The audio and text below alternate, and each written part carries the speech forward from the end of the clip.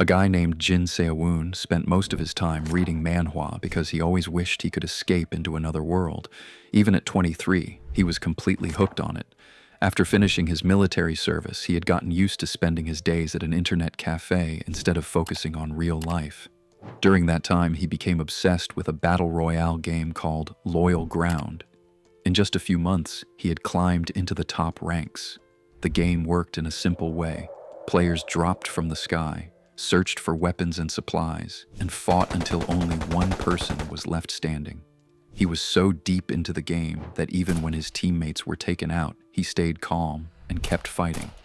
In one intense match, 2 remaining players tried to gang up on him. They entered a house after spotting supplies on the floor, assuming it was empty. But he was already inside. Using his experience, he stayed hidden and waited for the right moment. The only sound in the room was a brief gunshot. One of the enemies went down instantly. The other realized his partner had been eliminated and tried to escape, but he didn't make it far before being taken out with a precise shot to the head. That victory made Jin the final survivor. After the match, he noticed the time and remembered that his studies were starting again the next day. Around the same time, his mother sent him some money to support his education. On his way home, guilt started to creep in as he thought about how much time he had wasted. Lying in bed, he told himself that from the next day onward, he would stop playing and focus on his future. While scrolling through the news, he eventually drifted off to sleep. The next morning, as he was heading to school, a friend messaged him, asking if he wanted to skip and play games instead. He briefly considered it, but before he could decide, a strange purple light suddenly appeared behind him. When he turned around, the light swallowed him completely, leaving only his backpack behind. When he opened his eyes again, he found himself in an unfamiliar place. A massive statue stood nearby, and many people were gathered around. He felt dizzy for a moment and wondered if this was some kind of punishment for even thinking about skipping school. But then he noticed the noise. People were fighting everywhere, and some of them were even using magic like real mages. Some people were busy fighting, while others calmly wiped blood off their swords like this was normal. Jin couldn't understand what was going on. It almost felt like he had walked into a massive cosplay event. He kept wondering where he was and who all these people were. Suddenly, the giant statue spoke and announced that players had been detected. It then activated something called language synchronization. In an instant, everyone began speaking the same language. Even after that, the chaos didn't stop. A mage seemed to accuse someone of dragging him into this place and angrily declared that he wouldn't fall for tricks anymore. He launched a powerful attack at an undead creature standing nearby, but the spell did nothing. That confused him, maybe because the target had already been dead once. Soon after, another announcement echoed through the area. The system declared that the game was about to begin. The difficulty was set to easy, and only those who ranked high would be able to pass. The map was revealed as a kingdom's capital, and the top finisher would receive rewards. The tutorial had already been skipped. Inside the waiting area, attacks between players were automatically blocked, and everyone was given access to the game map. The name of the game was Cloyd Survival. It would last for several days, and with each passing day, the map would shrink. The rules were simple. The game would continue until only one person remained. Anyone who died or cleared the game would be returned to their original world. Those who failed to reach the top would never get another chance to enter Cloyd Survival again. However, surviving inside it meant gaining items that could make them stronger. Jin realized how similar this setup was to Loyal Ground, but there was one major difference. The people here seemed unbelievably powerful. He started wondering if he was the only normal person among them. Even if this was a dream, he didn't want to die. At that moment, a large man called out to him, asking what he was staring at and where he came from. When Jin didn't respond, the man became irritated. Right then, the countdown to start the game began. With only seconds left, the man questioned why Jin was smiling. Jin thought to himself that if this was a dream, it was an exciting one, so why wouldn't he smile? He believed that with all his experience and knowledge, he could outplay people like this and survive. As soon as the countdown ended, everyone was launched into the sky and began falling like meteors. Many players headed straight down toward areas that likely held rare loot. Jin, however, chose to play it safe and aimed for a more isolated location. When the command to descend was given, he crashed onto the ground with a heavy impact. The whole situation felt eerily similar to the game he used to play. He stayed still for a moment, feeling dizzy from the landing. Wanting to recover quickly, he rushed into a nearby house. Suddenly, he heard something outside. He realized he hadn't checked whether anyone else had landed nearby. Panic kicked in. If even one of those powerful mages had dropped close to him while he was unarmed, it would be over. Without wasting time, he shut the door behind him. He was breathing heavily, like someone who had just finished an intense challenge. At that moment, he started regretting how he had mocked the big man earlier, wondering if that guy might have followed him. But when he cautiously looked out the window, he realized it had only been the wind. Feeling relieved, he finally began searching the house for loot. While looking around, he stumbled upon something solid. It turned out to be a heavy crossbow, and it felt just as weighty as it looked. Nearby, he also found a set of bolts. The moment he picked it up, the knowledge of how to use it seemed to appear naturally in his mind. With his past experience as a Korean army sergeant, handling a weapon like this wasn't difficult. When he tested it, the bolt shot out with incredible speed. This clearly wasn't an ordinary crossbow. In the right hands, it could become a powerful advantage. After searching the rest of the house and finding nothing else useful, he decided to move on and loot another place before running into other players. Carefully opening the door, he checked for enemies before stepping out. While searching the next spot, he found a strange scroll. It turned out to be a healing item that would activate when torn, something far beyond anything normal. He then thought that having a storage item like a backpack would be useful. As he turned around, he noticed something glowing nearby. It was a martial arts manual called the Black Star Chi Palm Technique. Without hesitation, he chose to learn it. The book floated in the air and disintegrated on its own. Instantly, he felt something change within him. His understanding of his own body improved, and his previously ordinary hand now moved with surprising precision. When he picked up a fork from a nearby plate, he realized he could throw it with incredible force, almost like firing a projectile. It felt as if he had gained years of training in a moment. After testing it by pulling the fork out of the wall where it had embedded itself, he felt satisfied with the results. This confirmed his suspicion that this world followed rules similar to game systems. If martial arts manuals existed, then magic-based abilities probably existed too. Once he finished searching the house, he decided to move on again. By now, night had fallen. He had spent the entire day gathering resources and was now looking for a safe place to hide. At that moment, something caught his attention. One of the nearby houses had its lights on.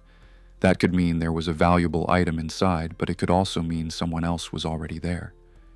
Even without knowing how many players were nearby, he believed that whoever was inside was either highly skilled or completely inexperienced. Since the first floor appeared quiet and empty, he assumed the person was likely on the second floor. Seo-woon gathered some confidence from his crossbow and the Dark Star technique. He felt that even if the person inside was skilled, he might still stand a chance. With that in mind, he slowly climbed the stairs, holding the crossbow tightly and staying alert. At the top, he noticed something unexpected: a lamp. That made him pause and wonder if this could be some kind of trap. Then he spotted a door beside it. For a moment he hesitated, unsure whether entering was a good idea, but in the end, he decided to take the risk and push the door open.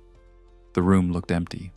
After carefully checking one last time and confirming that no one was there, he let out a sigh and dropped to the floor. He realized he had imagined an enemy that didn't even exist. Even so, the relief of being wrong felt good. While searching the room, he opened a drawer and found a ring that increased strength. Curious about its effect, he immediately wore it. As soon as he did, he felt the difference. His body felt lighter, and even the heavy crossbow became easier to handle. Wanting to confirm what had changed, he opened his status window. His stats weren't impressive overall, but after learning the martial arts technique, the system had now classified him as a martial artist. Considering that he had arrived in this place with nothing, he felt satisfied with the items he had collected so far. With the upper floor cleared, he went back down to search the rest of the house. Soon after, he discovered another useful item, a second ring. This one was a storage ring.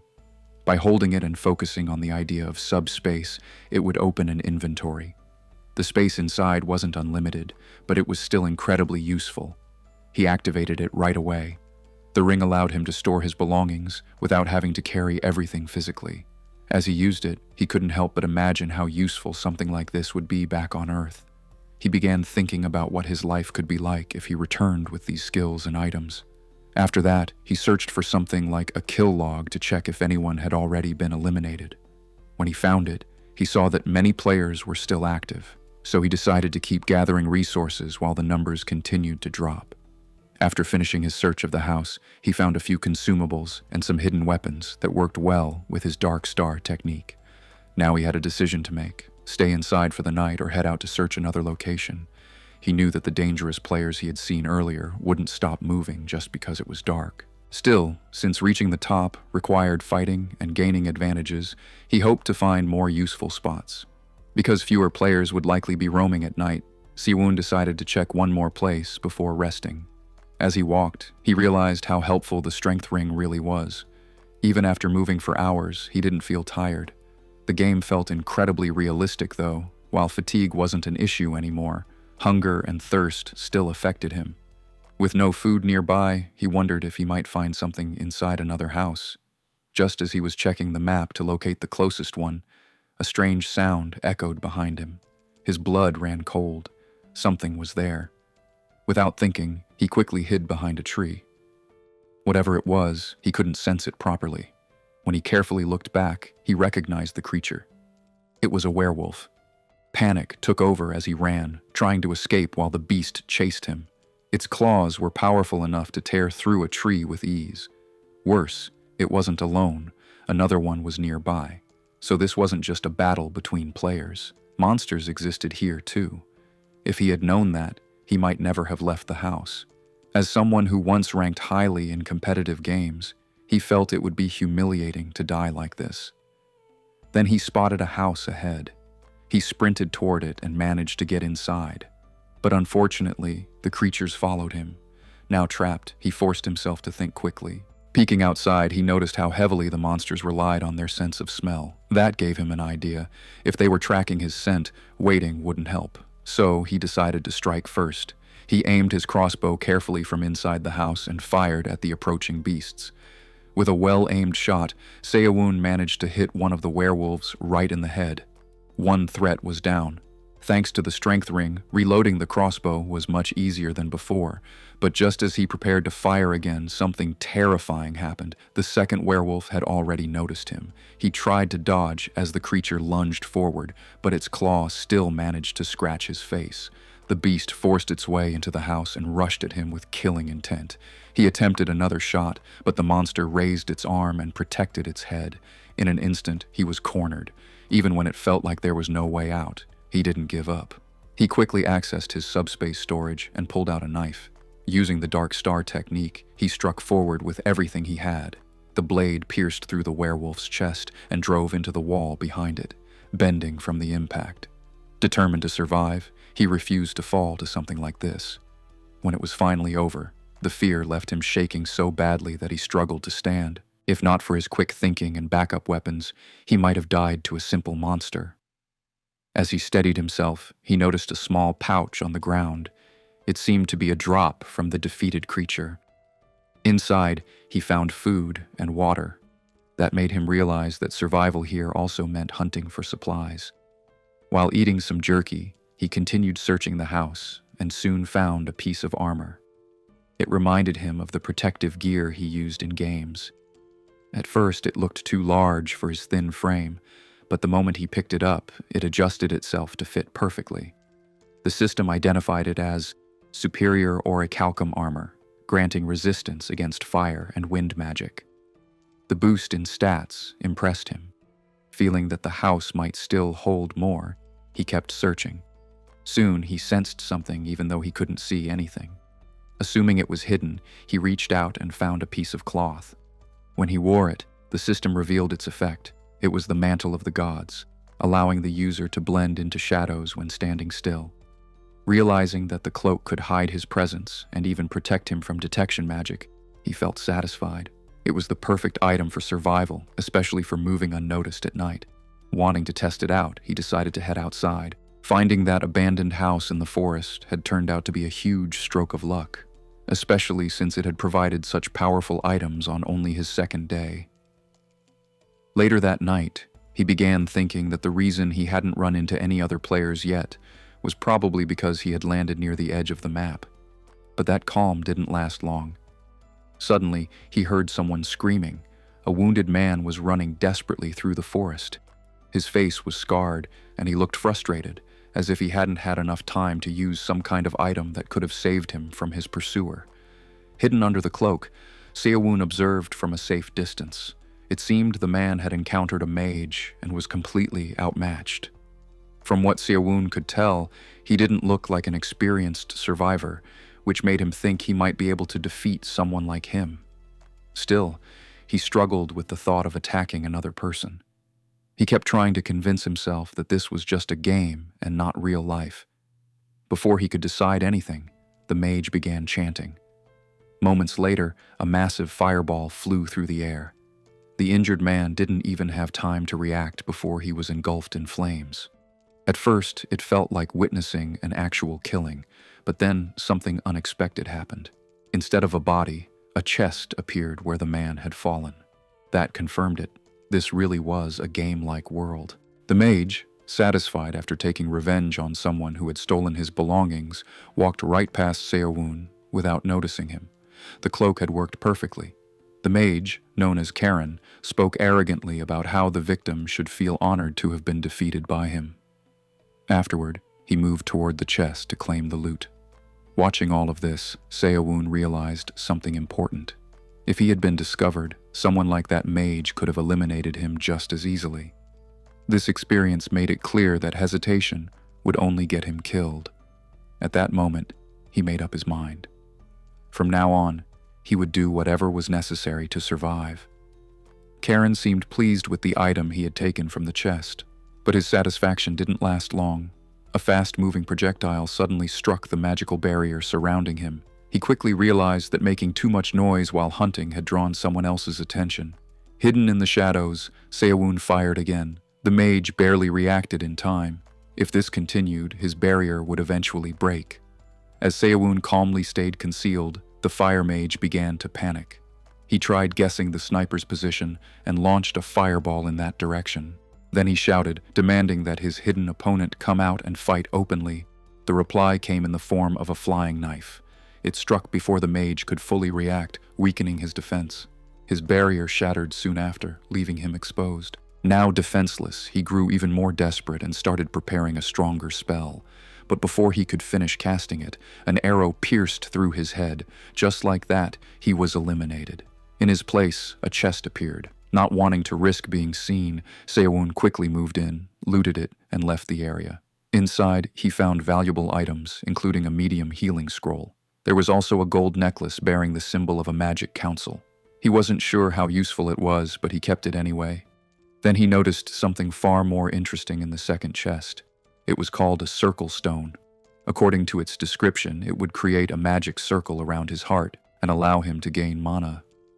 It would also grant him access to the nature of that circle's magic. That meant it had the potential to turn him into a true mage. He realized this was likely the item the injured man earlier hadn't had the chance to use. Though he felt a brief sense of pity, he still decided to take advantage of it. After storing everything in his subspace, he searched for a safe place to activate it. Eventually, he found a suitable house. Once inside, he used the circle stone. The system explained that the process would take several hours and might cause some pain. Soon after, the discomfort began.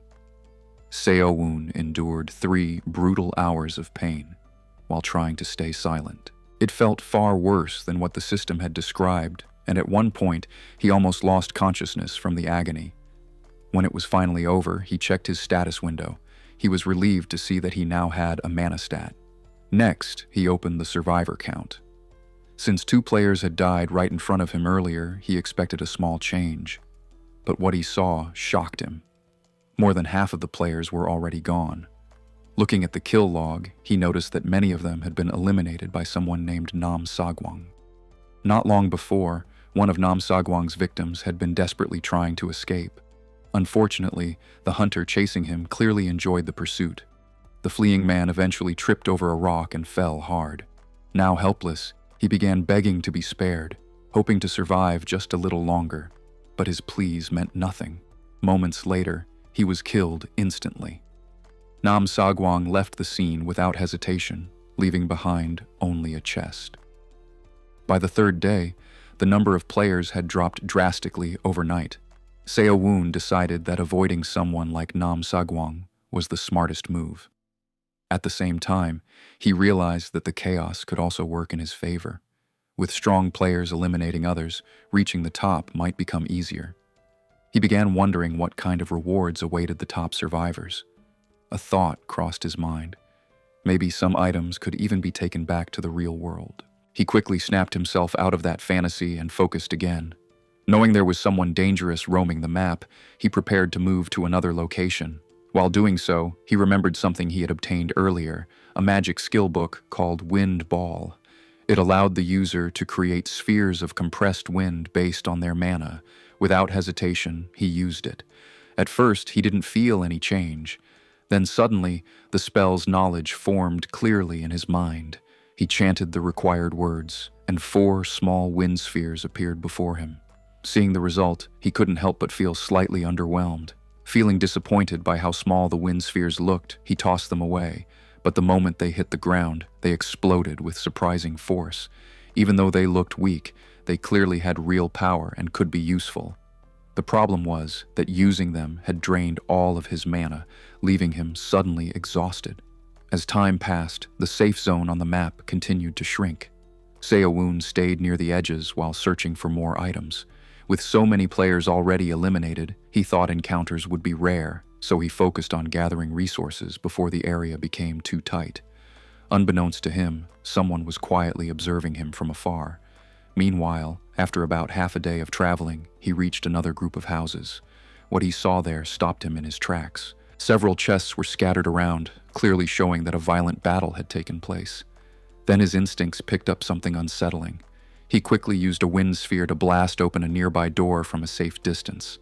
At first, he thought it might just be paranoia, but when he looked inside, he saw blood everywhere. That meant someone wounded had likely taken shelter there. He hesitated. If the injured player had survived this long, they might still be dangerous. Still, taking them out could mean valuable loot.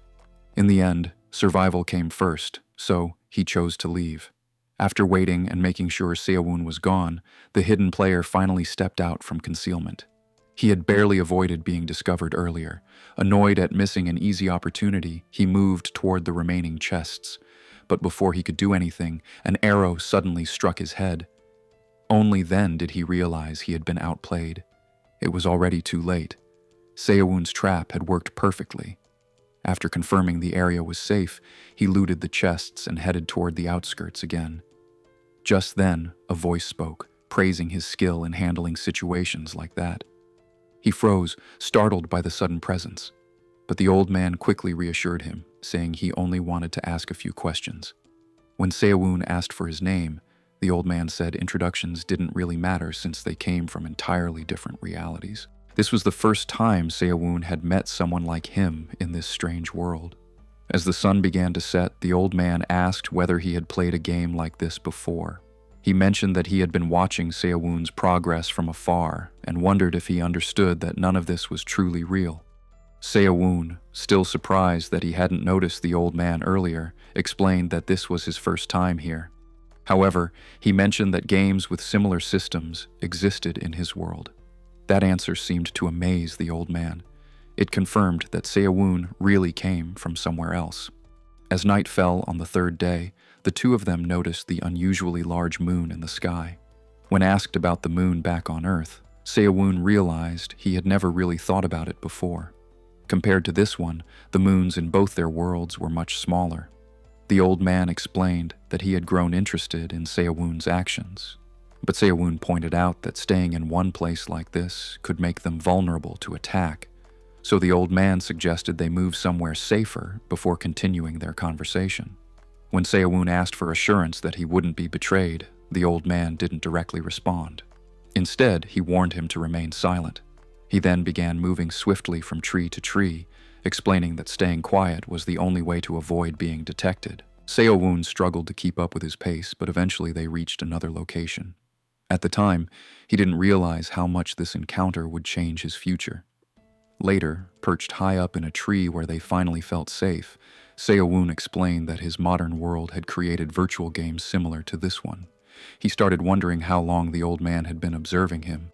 The old man answered before he could even ask. They had landed in the same area from the start. Initially, he had intended to spend the entire game alone, but after watching Seo-woon's rapid growth, curiosity had pushed him to approach. He had wanted to ask why they had both been brought here. However, learning that Seo-woon didn't know the answer either left him confused, especially since such game-like systems didn't exist in his own world. Seo-woon clarified that the games he was talking about in his world were harmless entertainment, nothing like this deadly situation. No one really knew why the creator of this place had brought them here. The old man seemed to understand that. However, he also believed this could be a rare opportunity for someone. Seo-woon explained his theory.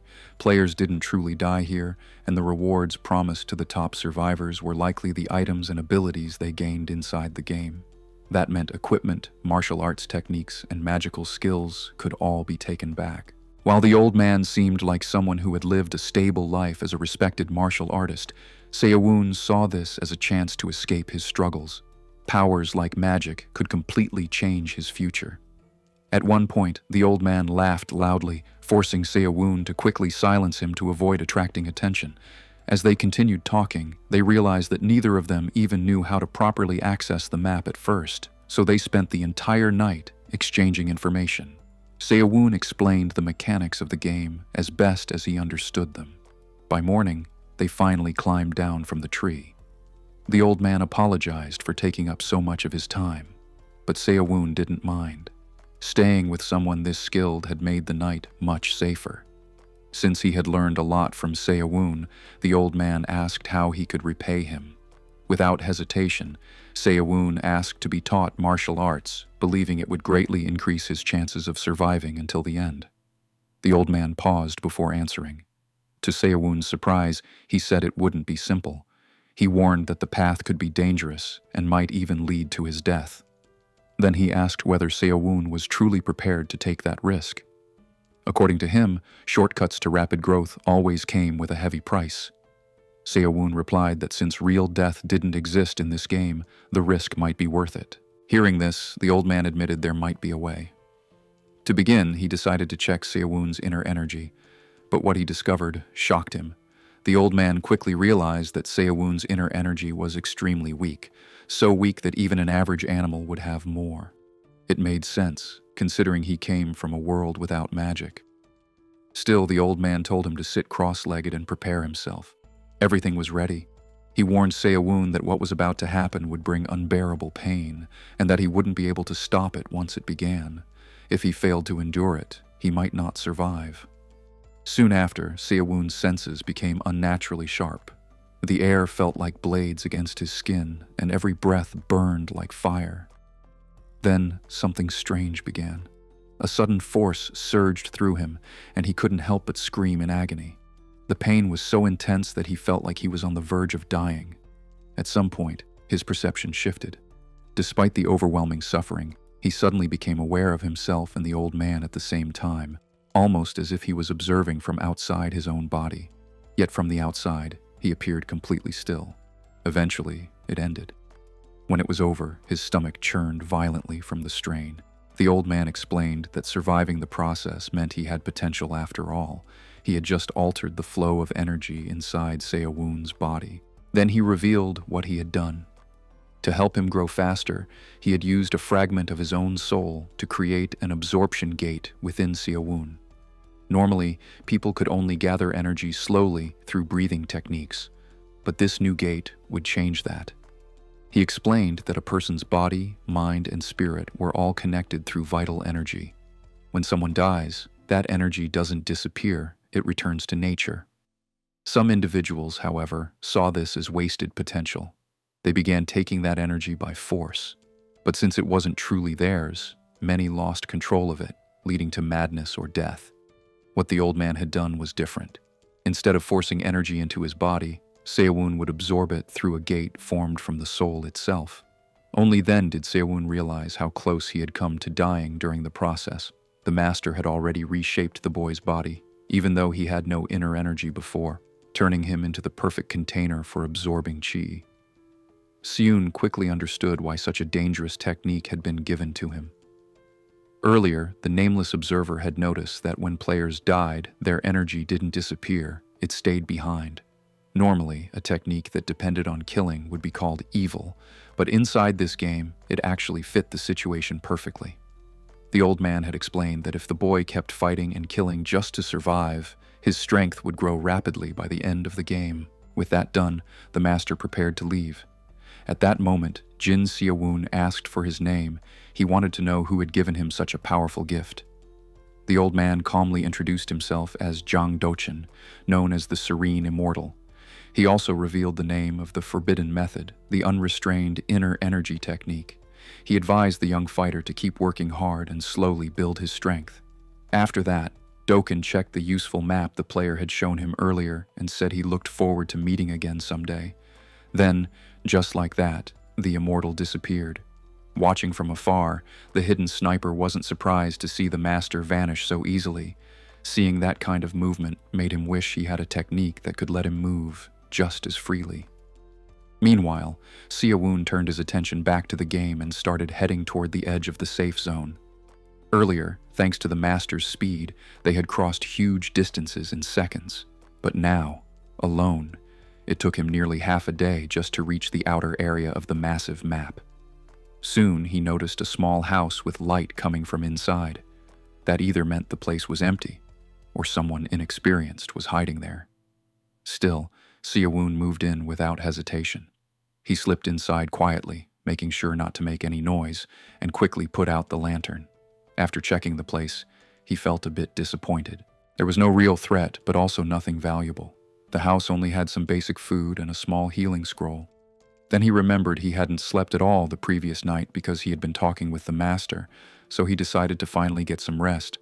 For the first time in a while, he slept peacefully. Soon after, the 5th day of the game began. Seo-woon was still enjoying the last few moments of sleep he had left. Footsteps were heard, and the one sleeping suddenly woke up in shock after realizing someone had entered the house. An enemy had found his hiding place. Still half asleep from oversleeping, Seo-woon hurried to grab his crossbow. At the same time, a warrior stepped inside, hoping to rest, only to freeze when he saw a crossbow aimed straight at him. Seo-woon fired instantly, but the samurai reacted fast and sliced the arrow mid-air. The fact that someone was already inside clearly annoyed him. Without hesitation, Seo-woon followed up by throwing his knives. Even after getting hit, the samurai kept pushing forward, complaining about how dishonorable it was to use hidden weapons. Before he could continue, Seo-woon grabbed him by the head and slammed him hard onto the floor. He then kicked the sword away before the man could recover. Seo-woon felt especially irritated. His peaceful sleep had been ruined by someone who was now begging for his life. The warrior tried to surrender everything he had, and even started whining about how difficult survival had become. But Seo-woon showed no mercy. He stabbed him straight in the head. Just like that, the warrior named Xialong was killed by Jin Seo-woon, another player simply trying to stay alive. Afterward, Seo-woon noticed something strange.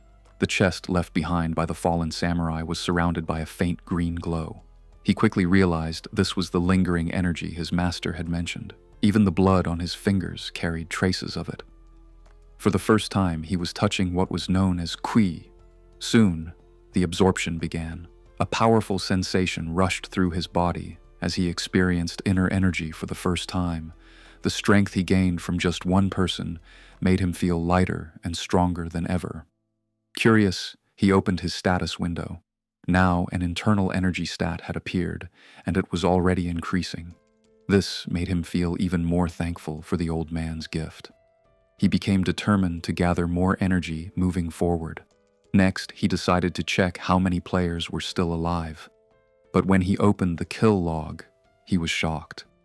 By the 5th day, a huge number of players had already been eliminated. Then the numbers changed again. The survivor count dropped once more. It showed that Nam Sagwang had defeated someone named Calvert Stappen using martial arts. Somewhere else on the map, another player was moments away from dying. With his final breath, he spoke the name of the one who had killed him. In the end, the defeated player left behind nothing but a chest filled with his belongings. Nam Sagwang felt disappointed. The opponent who had attacked first turned out to be far weaker than expected. Irritated, he checked the kill log.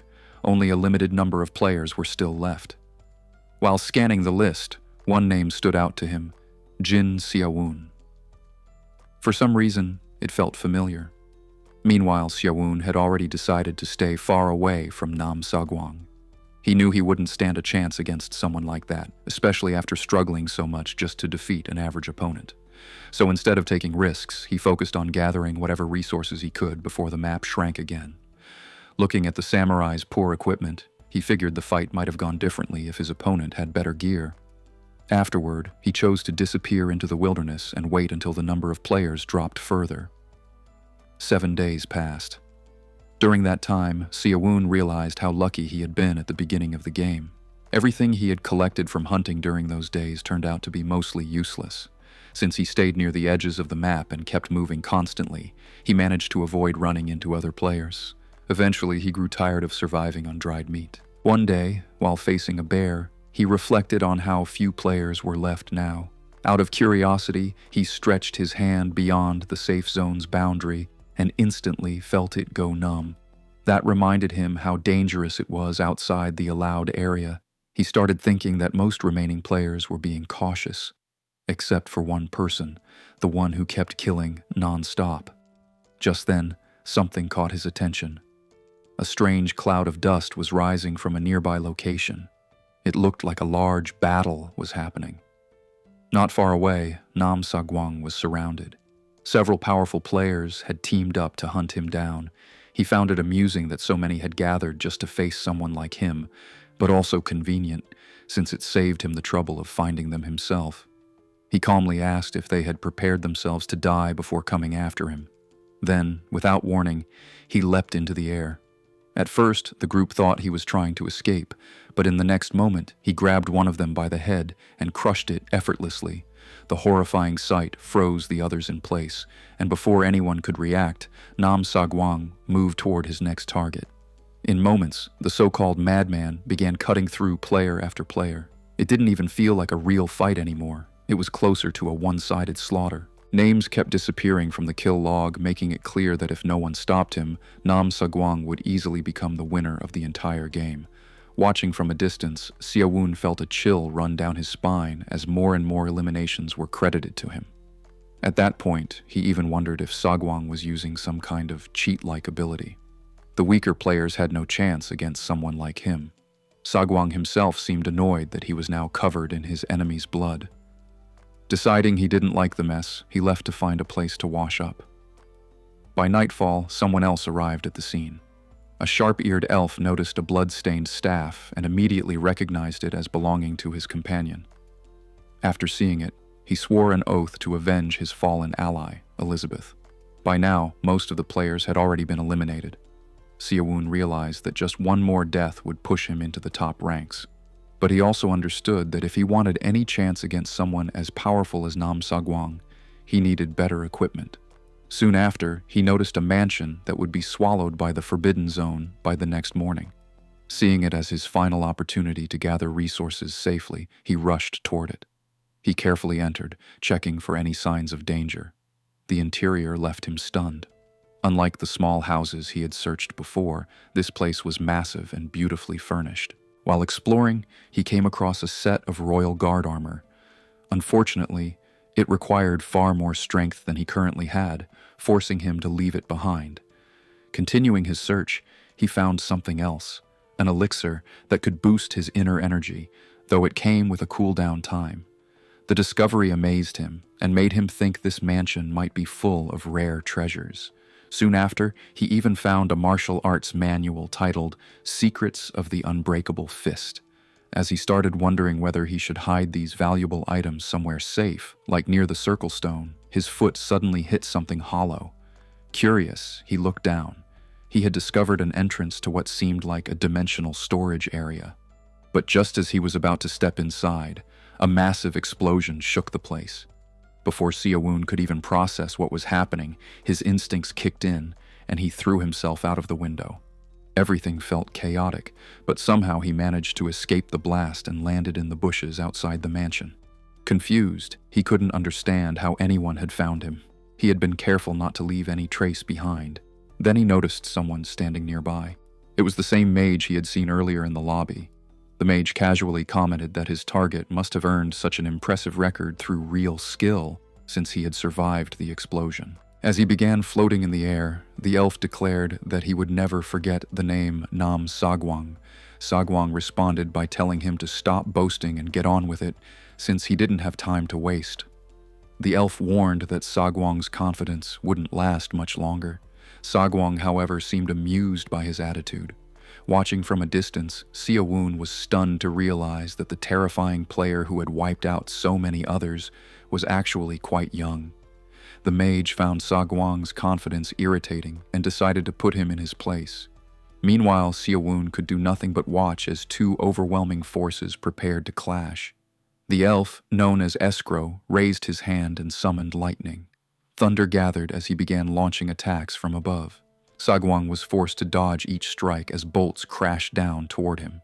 Frustrated by Sagwang's constant evasion, the mage told him to stop running and fight back, just like he had done against Elizabeth. For Sagwang, this was the first time he had faced someone truly powerful. The mage, growing impatient, decided to end things quickly by using a stronger technique. A storm of lightning formed and descended upon Sagwang. He could sense that even a single strike might be enough to eliminate him. Still, he stayed calm and focused on avoiding every attack. Then, in a sudden move, he leapt upward with incredible speed. The mage was caught off guard when Sagwang managed to close the distance despite his elevated position. Preparing to finish the fight, Sagwang moved in. The mage believed Sagwang's strength alone wouldn't be enough to break through his magical barrier and swung his staff in response. For a moment, it looked as if Sagwang had finally been defeated. Just when it seemed like Sagwang had been struck down, his body suddenly disappeared. The mage quickly realized he had only destroyed an illusion. Watching from afar, Siawoon was stunned, not only by the elf's overwhelming power, but also by how Sagwang had managed to escape. It was clear both of them were on a completely different level. Escrow assumed his opponent had retreated beyond his detection range, since his tracking item showed nothing.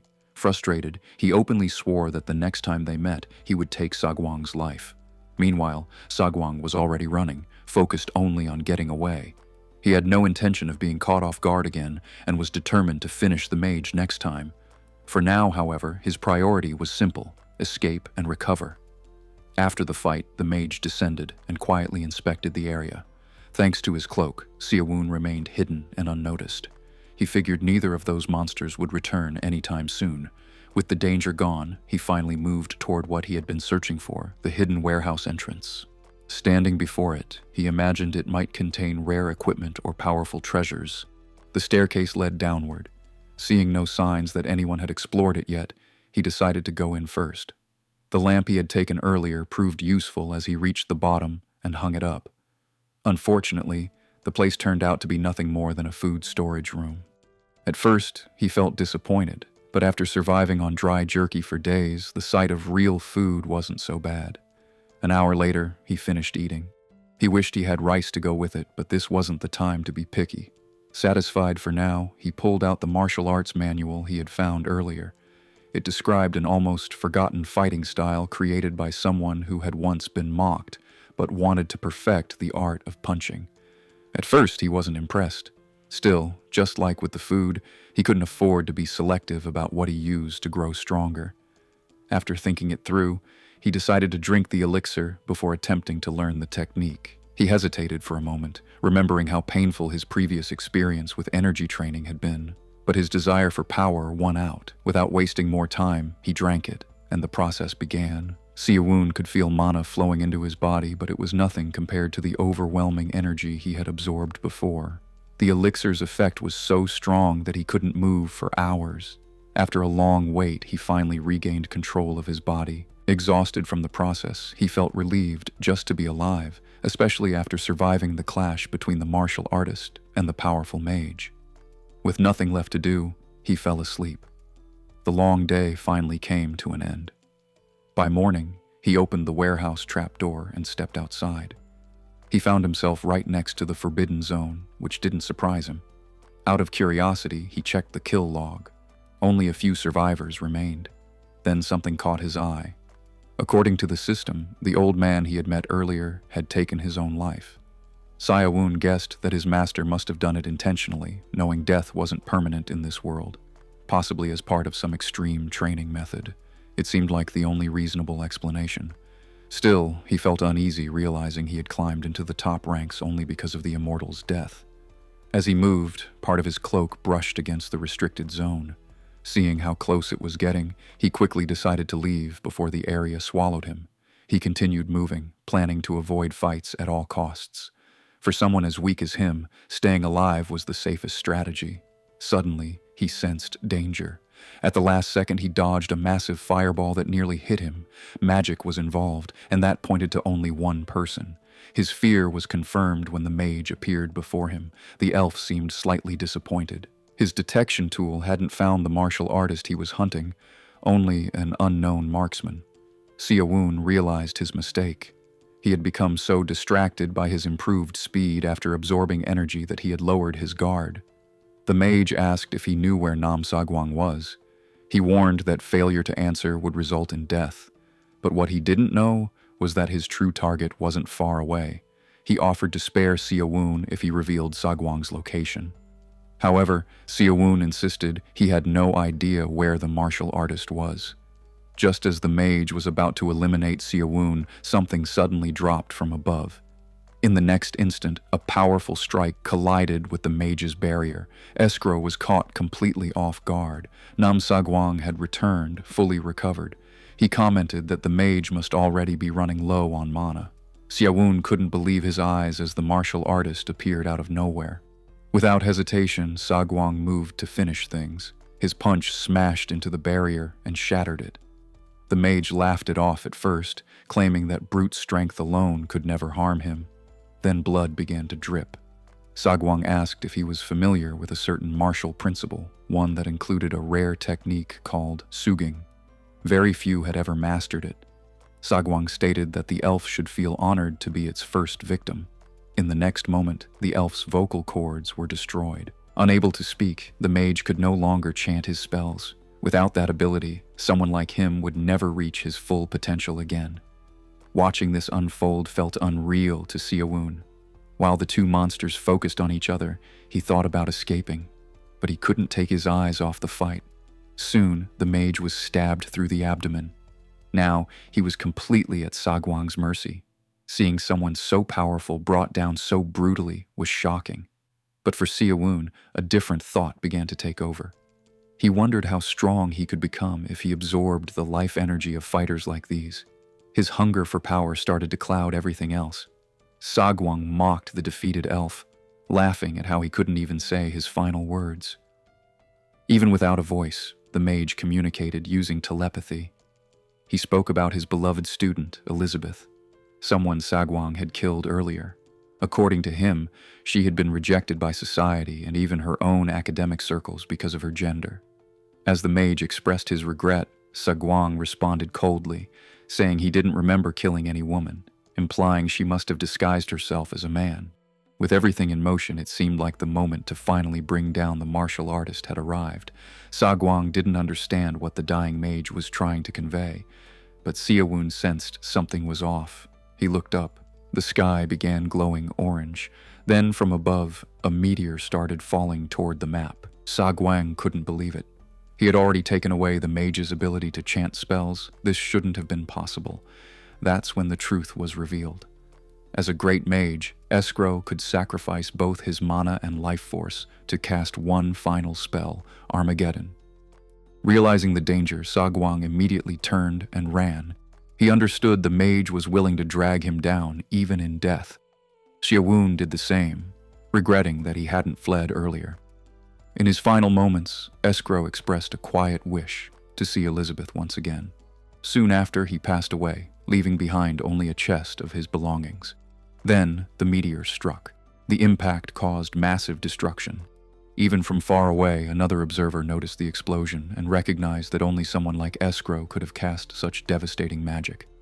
Siawun was caught in the aftermath. Because he had hesitated, driven by his desire for power, he was critically injured.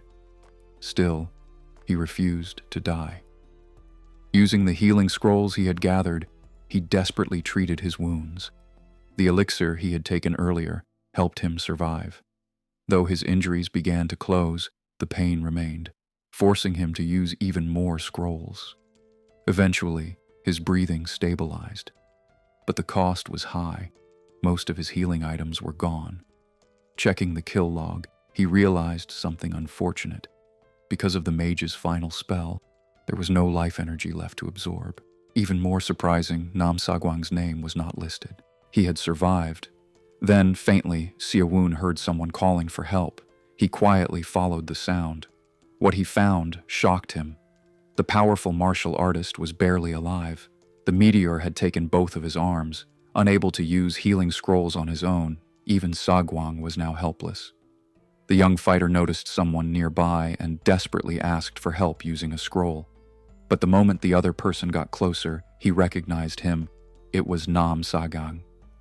The realization hit hard. This was the strongest player in the game, and yet he was standing there in a miserable, helpless condition. The protagonist admitted that he had always been curious about what kind of items made someone like Nam Sagang so powerful. Seeing him like this was honestly shocking. Trying to survive, the martial artist offered a deal.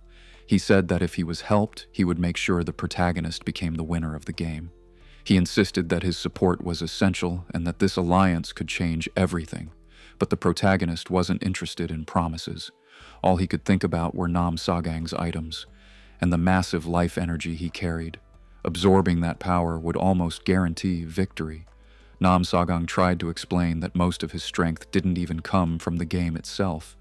It didn't matter. The protagonist calmly introduced himself to the man he was about to kill.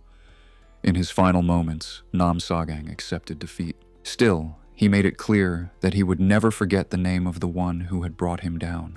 Moments later, the strongest player in the game was killed. The protagonist felt a strange discomfort. The man he had just taken down looked young, almost too young to die. Then, the process began. Energy started flowing into his body. His system absorbed the life force, and the sheer amount of it left him stunned. Nam Sagang had been carrying an unbelievable reserve of life energy. As it poured in, the protagonist felt his internal power surge dramatically. Soon after, the system updated the kill log. A notification spread to everyone still alive. Only 8 survivors remained. Nam Sagang had been eliminated by Jin Seun. With the biggest threat gone, it was obvious that the remaining players would finally start moving. After absorbing so much power, the protagonist couldn't help but feel almost unstoppable. That's when he noticed the chest left behind. Given the amount of energy he had gained, he expected valuable rewards, and he wasn't wrong. Inside were several rings that boosted agility, strength, stamina, and even magic resistance. It made Nam Sagang's earlier claim feel ironic. He had said he didn't rely on equipment, yet he clearly possessed some incredible gear. As the power settled inside him, the protagonist sensed a change in himself and quickly opened his status window. His stats had risen sharply. Magic resistance had increased the most. Looking at the numbers, one thought became clear in his mind. Winning the game was no longer just a possibility. It felt inevitable. Inside the chest, he also found several martial arts manuals. But there was a problem. He couldn't learn any of them. It seemed like there were certain requirements he hadn't met yet. While he was still going through the items, his sharp senses picked up something. Someone was getting closer. Before he could react, a fire spell suddenly came crashing toward him. A massive blast of flames hit him directly. The attacker mocked him for lowering his guard just to collect loot. He even commented that someone careless enough to fall for such an attack shouldn't have been capable of defeating someone like Nam Sagang. But the mage's confidence didn't last long. To his shock, the protagonist was still standing. The flames hadn't done any real damage. Thanks to his boosted magic resistance, attacks of this level were no longer effective. Seeing this, the protagonist calmly began walking toward him. The mage started to panic and threatened to unleash an even stronger spell. He quickly began gathering his power to prepare a bigger attack, but the protagonist already knew it wouldn't matter. Even when another massive fire explosion went off, he continued moving forward without stopping. It was time to counterattack. He decided to test one of the martial arts techniques he had. Using a direct fist strike, he launched his attack. The impact was devastating. The opponent coughed up blood and was sent flying into a nearby tree. Watching this happen, the protagonist realized something important. The true power of martial arts depended heavily on internal energy, and with just one strike, another survivor was eliminated. As he absorbed the fallen enemy's life force, he figured that his magic resistance was probably strong enough to block intermediate-level spells now. With yet another skilled fighter gone, the remaining players would soon be forced to make their move. That meant one thing: the night ahead wouldn't be easy. He resumed moving. His new strength had also improved his speed, bringing it close to someone he deeply respected, the old mentor he owed so much to. After traveling for a while, he paused to observe his surroundings. That's when he heard someone shouting loudly, telling him to come out. He was surprised. In a place where everyone preferred to stay hidden, someone was openly calling others out. The voice belonged to a massive man carrying an oversized sword. The loud fighter was demanding that anyone brave enough step forward and face him. The muscular warrior boasted that the other players were probably too scared to confront him. Right then, something suddenly flew toward him. The large swordsman reacted instantly when he noticed an arrow flying toward him. He raised his massive blade and blocked it without much trouble. Annoyed, he called the hidden attack cowardly. But instead of anger, the situation sparked curiosity in the protagonist. He wondered who could have fired such a powerful shot. The swordsman seemed to know the answer. He mentioned that only one archer was capable of shooting arrows infused with that much aura, a legendary figure known as Jurowana. Hearing this, the archer revealed himself. The muscular fighter looked impressed and admitted that among mercenaries, Jurowana was considered something like a divine marksman. He proposed an alliance, suggesting that they should work together to win the game, starting by eliminating the protagonist. Soon after, the pointy-eared archer stepped into view. The mercenary introduced himself as Stano and tried to win him over by mentioning his reputation within his guild. The archer gave only a brief response. Stano took this silence as foolishness.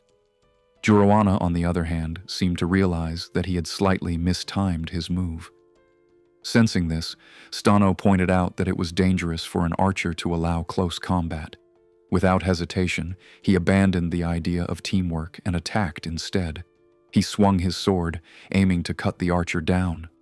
But before the strike could land, something else moved. Another arrow shot in from behind at incredible speed and pierced straight through the mercenary's skull. Jurowana found the situation almost amusing. Stano had actually believed that an alliance was possible. With that distraction gone, the archer turned his attention to his real objective, the protagonist. Meanwhile, the protagonist had rushed to absorb the life energy from the fallen enemy's chest. Now, only 6 players remained. He grew frustrated when the energy didn't transfer as quickly as he expected. Suddenly, the archer turned his head. The protagonist froze. It felt like he had been seen. Even while using an invisibility cloak, he feared that the elf might possess some special sensing ability. He blamed himself for being careless enough to focus entirely on absorbing energy without checking his surroundings. In the end, however, the archer decided the fallen mercenary wasn't worth looting. Believing the items would only slow him down, he chose to leave. The moment he was gone, the tension broke. The protagonist collapsed to the ground, realizing just how sharp the archer's instincts were. From that moment on, the protagonist locked that archer's name into his memory. Jin Seun knew he had just found his next major threat. Not long after, the map began shrinking faster than before. Even though there was still time left in the game, he figured that with so many players already eliminated, the safe zone must now be closing in more aggressively. While moving forward, he reached a dangerous area, a wide stretch of tall grass. Fighting there would expose his position instantly. Before he could decide what to do, an attack suddenly came at him. He turned to retreat, but the sight of sharp green projectiles slicing toward him left him stunned. Even with his invisibility cloak, someone was clearly tracking him. He barely managed to dodge the first wave, but then another followed. This time, the number of incoming attacks had increased. It became obvious avoidance alone wouldn't work anymore. He had to face it directly. Taking a stance, he chose to rely entirely on his internal energy. With everything on the line, he unleashed a powerful fist technique. The impact generated a shockwave strong enough to shatter every incoming strike. Only then did he realize just how much his strength had grown. He leapt into the air, focusing on finding the attacker. Soon, he spotted the enemy, a man who looked equally shocked that his full-powered assault had been neutralized by a single punch. But before anything else could happen, something unexpected unfolded. Blood sprayed into the air. The attacker had been stabbed from behind. The wounded mage looked stunned as his killer criticized him for failing to reserve enough mana for defense or detection. The newcomer revealed that stealth was his specialty. He was an assassin. Just like that, another player was eliminated. Only 5 remained. As the protagonist landed, the assassin immediately recognized him. By now, Jin Xun had become well known. After all, he was the one who had taken down Nam Sagang. Because of that, the assassin explained, every remaining player would eventually come after him. He also made it clear that he had never failed to eliminate a target. With that said, both of them moved at the same time. The marksman and the assassin charged toward each other, and the question now was, who would strike first? The assassin moved first. He mocked the protagonist for being too slow, and in the next moment, proved it by landing the first strike. Sharp blades sliced through the air, leaving the protagonist's arm wounded. Still, he endured. By coating himself with internal energy, he managed to reduce the damage. The assassin confidently declared that victory was already decided. He believed no target had ever survived his attacks in the darkness. This was the protagonist's first time facing someone like him, and the unfamiliar fighting style was frustrating. But once he realized the assassin's abilities were tied to darkness, an idea began to form. Deciding to finish things quickly, the assassin activated another skill. He vanished. In an instant, he closed the distance and launched a deadly double slash, an attack meant to cut his opponent in half. But something was wrong. The strike passed through an afterimage. At the same time, the protagonist activated his own stealth ability. Compared to his cloak, the assassin's concealment wasn't enough. Now standing behind him, the protagonist grabbed both of the assassin's arms and calmly explained that he had tracked him through his inner energy. He even encouraged him to keep speaking confidently before snapping both of his arms. Desperate, the assassin begged for mercy and offered to help deal with the remaining players. He didn't get the chance to finish. The protagonist ended the fight. With Tamarind eliminated, only 4 survivors remained. After absorbing the assassin's and the mage's energy, he moved to search their chests. One of them contained something unexpected, a skill book. It described an ability that could create multiple clones based on the user's inner energy. He realized that if the assassin had mastered internal energy, this skill could have made him extremely dangerous. The other chest held an item known as Carmen's Eye, something capable of detecting even the most well-hidden enemies. Unfortunately, he couldn't use it yet. His current level wasn't high enough. This made him understand something important.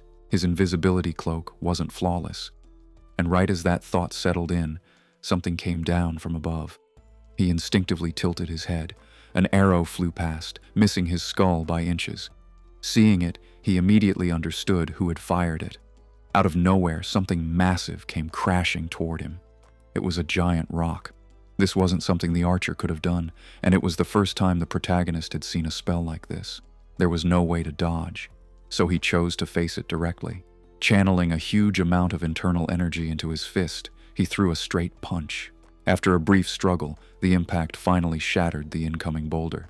That's when he realized he wasn't dealing with just one enemy anymore. Someone even praised his strength while, at the same time, a freezing attack flashed past him, barely missing. He quickly created some distance. Now it was clear. 3 enemies had surrounded him. They had come together with a single goal, to eliminate him. Standing before him were 3 powerful figures: Tenturk, the king of Kursanen; Carrion, the right hand of the demon king; and Jorawana, the divine archer. Facing such a lineup without even a proper title to his name, the protagonist found himself in serious trouble. They openly declared their intention to end his run. Normally, the best strategy would have been to turn them against each other, but that wasn't possible. They didn't know him, but they were already united. The dark mage stepped forward to address the king. Centaur showed clear disgust at being approached by someone who practiced black magic. The mage quickly apologized and pointed out that rank meant nothing inside this battlefield. His suggestion was simple: they should work together. In truth, they had all arrived at the same time and now saw the benefit of joining forces. Their first move was to strip the protagonist of his biggest advantage. The dark mage cast a spell. A blinding light spread across the area. The brightness erased every shadow. Without darkness, the invisibility cloak couldn't function. It relied on blending with shadows. The protagonist was now exposed. The mage then revealed his motive. He claimed to owe gratitude to Nam Sagong for eliminating a rival great mage. Though he hadn't been able to thank him personally, he now intended to honor that debt by killing the boy. With that, he activated a powerful technique, a chaotic dark blade storm. Mages were usually vulnerable up close, but this one had created a dangerous defensive zone around himself. Still, the protagonist chose to charge forward anyway. Carrion mocked the young martial artist, calling his charge reckless. He responded by unleashing his spell. The protagonist had no choice but to rely on his internal energy to reduce the damage as he pushed forward. Every step cost him. The slashes kept tearing into him. His cloak took heavy damage and stopped functioning properly. It wouldn't work again until repaired. At the same time, even his energy shield was beginning to break under the pressure. Carrion was surprised. Despite being caught inside the storm of attacks, the young fighter was still standing. Then, from within the chaos of slicing energy, the protagonist activated his severing fist technique. Covered in blood, he pushed through and launched a straight punch toward the mage. But Carrion countered with another spell. He summoned Touch of the Dead. Rotting hands began rising from the ground, countless corpse-like arms stretching upward, blocking his path. This was the first time the protagonist had faced an opponent with such overwhelming control, so he changed tactics. Using spirit illusion steps, he created false movements and slipped away from the trap. Carrion was stunned. The martial artist could create illusions. Seizing the moment, the protagonist moved in to finish the fight. But before he could land the final blow, a third party intervened. A rapier thrust pierced through the dark mage and into him as well. The dark mage, betrayed, accused the king of striking from behind. Centaur showed no remorse. He stated that the outcome mattered more than the method and admitted he had never truly considered Carrion an ally. Still, he thanked him for helping eliminate the troublesome protagonist with his final action. Now, only Centaur and Juroana remained standing face to face. The king found it strange that he would end up fighting the same archer who had once troubled his army, but Juroana pointed out something important. They weren't alone. Before Centaur could react, the protagonist struck. With incredible force, he punched the king in the skull. The impact was so powerful that part of the king's armor shattered as his body twisted from the blow. He was sent flying straight into the side of a mountain. The protagonist paused, trying to catch his breath. As he finally stood face to face with the hero, Juroquana pointed out that the young man must have avoided the king's earlier strike by relying on some kind of illusion technique. Before the explanation could go any further, Seun impatiently pushed for them to stop wasting time and move straight to the final battle. Juro found the urgency amusing and mentioned that there was still an unfinished fight left to settle. The king, who had survived the surprise strike, clearly didn't appreciate being caught off guard.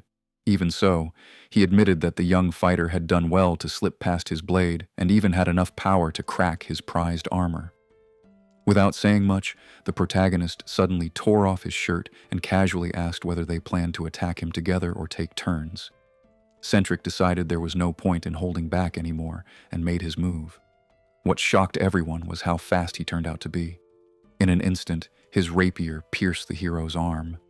Centric believed he was unmatched in speed and revealed that the strike had disabled the hero's left hand, preventing him from using his usual techniques. Seun started to panic after realizing that the opponent, who looked like pure muscle, was actually incredibly swift. so fast that he couldn't even be tracked with inner energy. Still, the young fighter refused to give up when he was this close to victory. Drawing on the internal energy he had built up, he suddenly shattered the enemy's rapier. The king was stunned to see his weapon destroyed. Without hesitation, the hero pulled out the broken fragment lodged in his arm and hurled it back with precision. The king barely managed to avoid a fatal hit, though the attack still left a wound on his face, which clearly irritated him. Seun then used a healing scroll, quickly recovering from the injury. The king couldn't ignore the determination his opponent was showing, so he responded by forming an aura blade to replace his broken weapon. Meanwhile, Centric began analyzing the hero's abilities, realizing he had already been pushed far enough to use his aura blade. Soon after, Jin Seowun's injured arm was completely healed. The hero then shifted to his spirit illusion steps, pouring all his remaining strength into creating multiple clones of himself. The swordsman found these tricks increasingly frustrating. Both Jin Seowun and the King of Kursan were now fully focused on winning. Watching from a distance, the third survivor urged them to hurry up and finish. The divine archer had grown tired of waiting and simply wanted one of them to win so the next fight could begin. This time, the hero decided that holding back was no longer an option when facing the king. The king, on his part, made it clear that he was tired of talk and wanted action instead. Centric understood that he needed to finish the fight quickly since his aura blade wouldn't last long. At the same time, the young fighter realized he was running out of internal energy, meaning the battle was reaching its final stage. With no other choice left, the speed-focused king and the illusion-using martial artist charged toward each other. The king attempted to eliminate one of the approaching figures with a precise strike, but the other managed to hit him from behind. Reacting instantly, he turned and struck back at the attacker, only to realize that his blade had passed through something unreal. It became clear that he had just destroyed a clone. Determined to eliminate both the illusions and the one controlling them, the king pressed forward. However, before he could act further, he was suddenly punched in the face.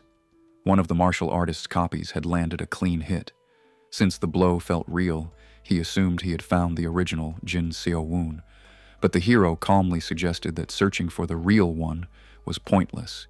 He implied that every clone carried the same level of power, making them nearly indistinguishable from the original. Moments later, two figures launched a flying kick toward the swordsman. He barely avoided the attack and immediately responded by unleashing a piercing aura strike. With a single motion, he sliced through both attackers, causing them to vanish. Centric concluded that the clones weren't durable and could be taken down quickly. Only 5 figures remained. Still, the situation wasn't in his favor. His aura blade was on the verge of disappearing. From afar, the divine archer watched with growing curiosity, surprised to see the king struggling this much. Feeling the pressure, the king called out for assistance and promised a significant reward once they returned to their world. However, before the archer could respond, the hero suddenly appeared right in front of him. The king attempted a swift thrust, but the martial artist avoided it and countered with a powerful severing fist. Though the blow carried immense force, the swordsman managed to block it at the last moment using the guard of his weapon. Frustrated but unfazed, Centric quickly followed up with another stab toward the figure in front of him, believing it to be the original. The blade pierced straight through, and blood splattered outward. But once again, it turned out to be just another clone. With a hole in its chest, the copy collapsed and disappeared. The king couldn't believe he had fallen for another fake. It felt as if he was being openly mocked, and the humiliation pushed him over the edge.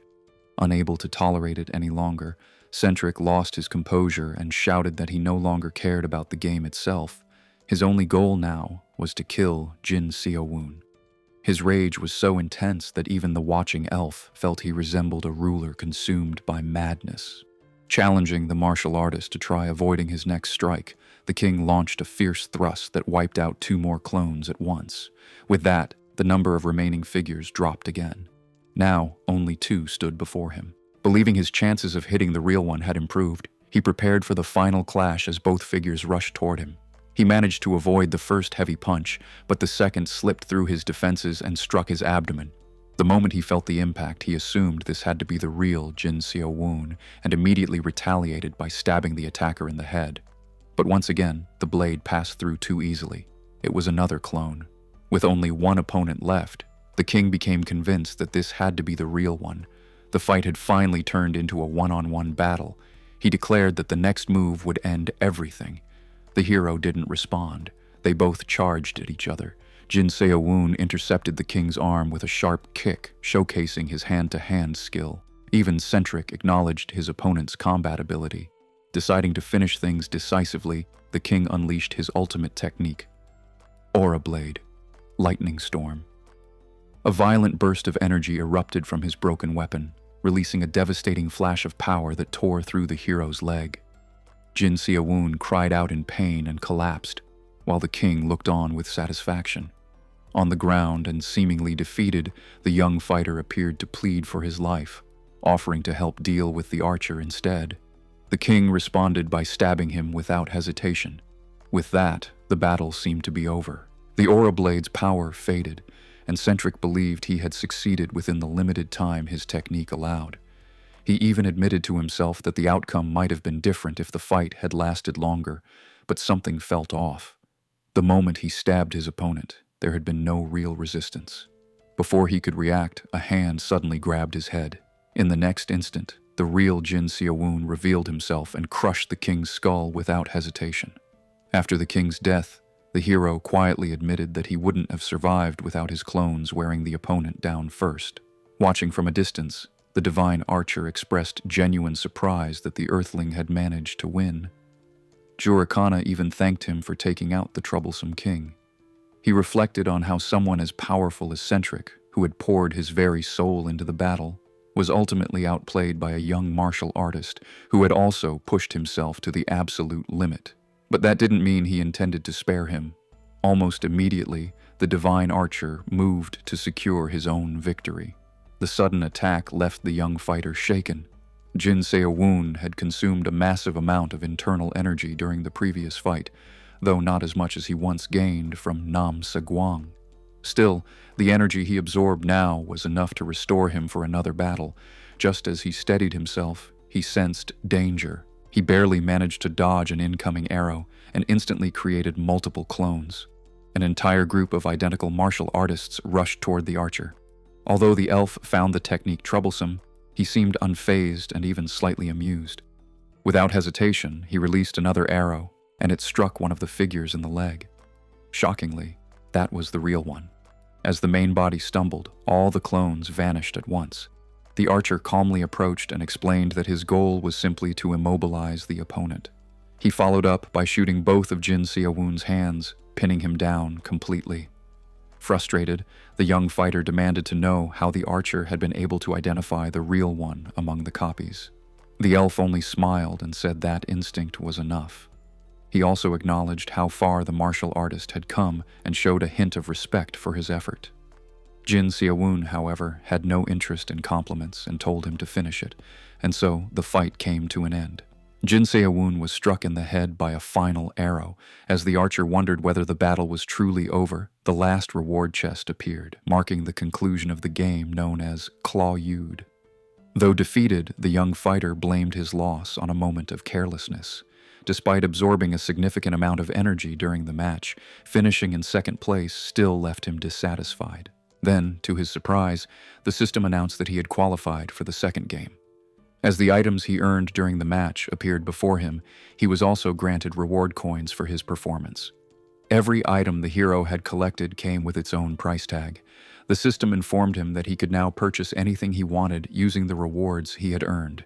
To his disbelief, the cloning technique came with an insanely high cost, which he felt was completely unreasonable. However, the system then explained that since he had finished among the top 5 finalists, he was eligible for a special bonus, a chance to spin a reward wheel and receive items for free. As the second-place finisher, Jin Se-woon was granted 2 spins.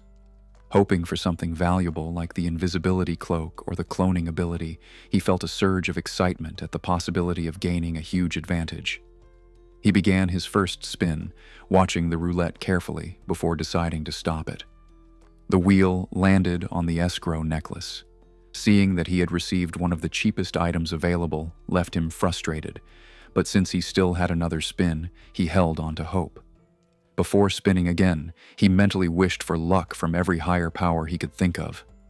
Once more, he stopped the wheel with his eyes fixed on the result. His heart pounded as he waited. This time, the outcome was completely different. He obtained spirit illusion steps. The result filled him with joy. He had just received the most expensive item in the shop without spending a single coin. The system then granted him the items he had won, allowing him to proceed with purchasing anything else he needed. Since the most valuable technique was now his for free, he was able to save a significant amount of money.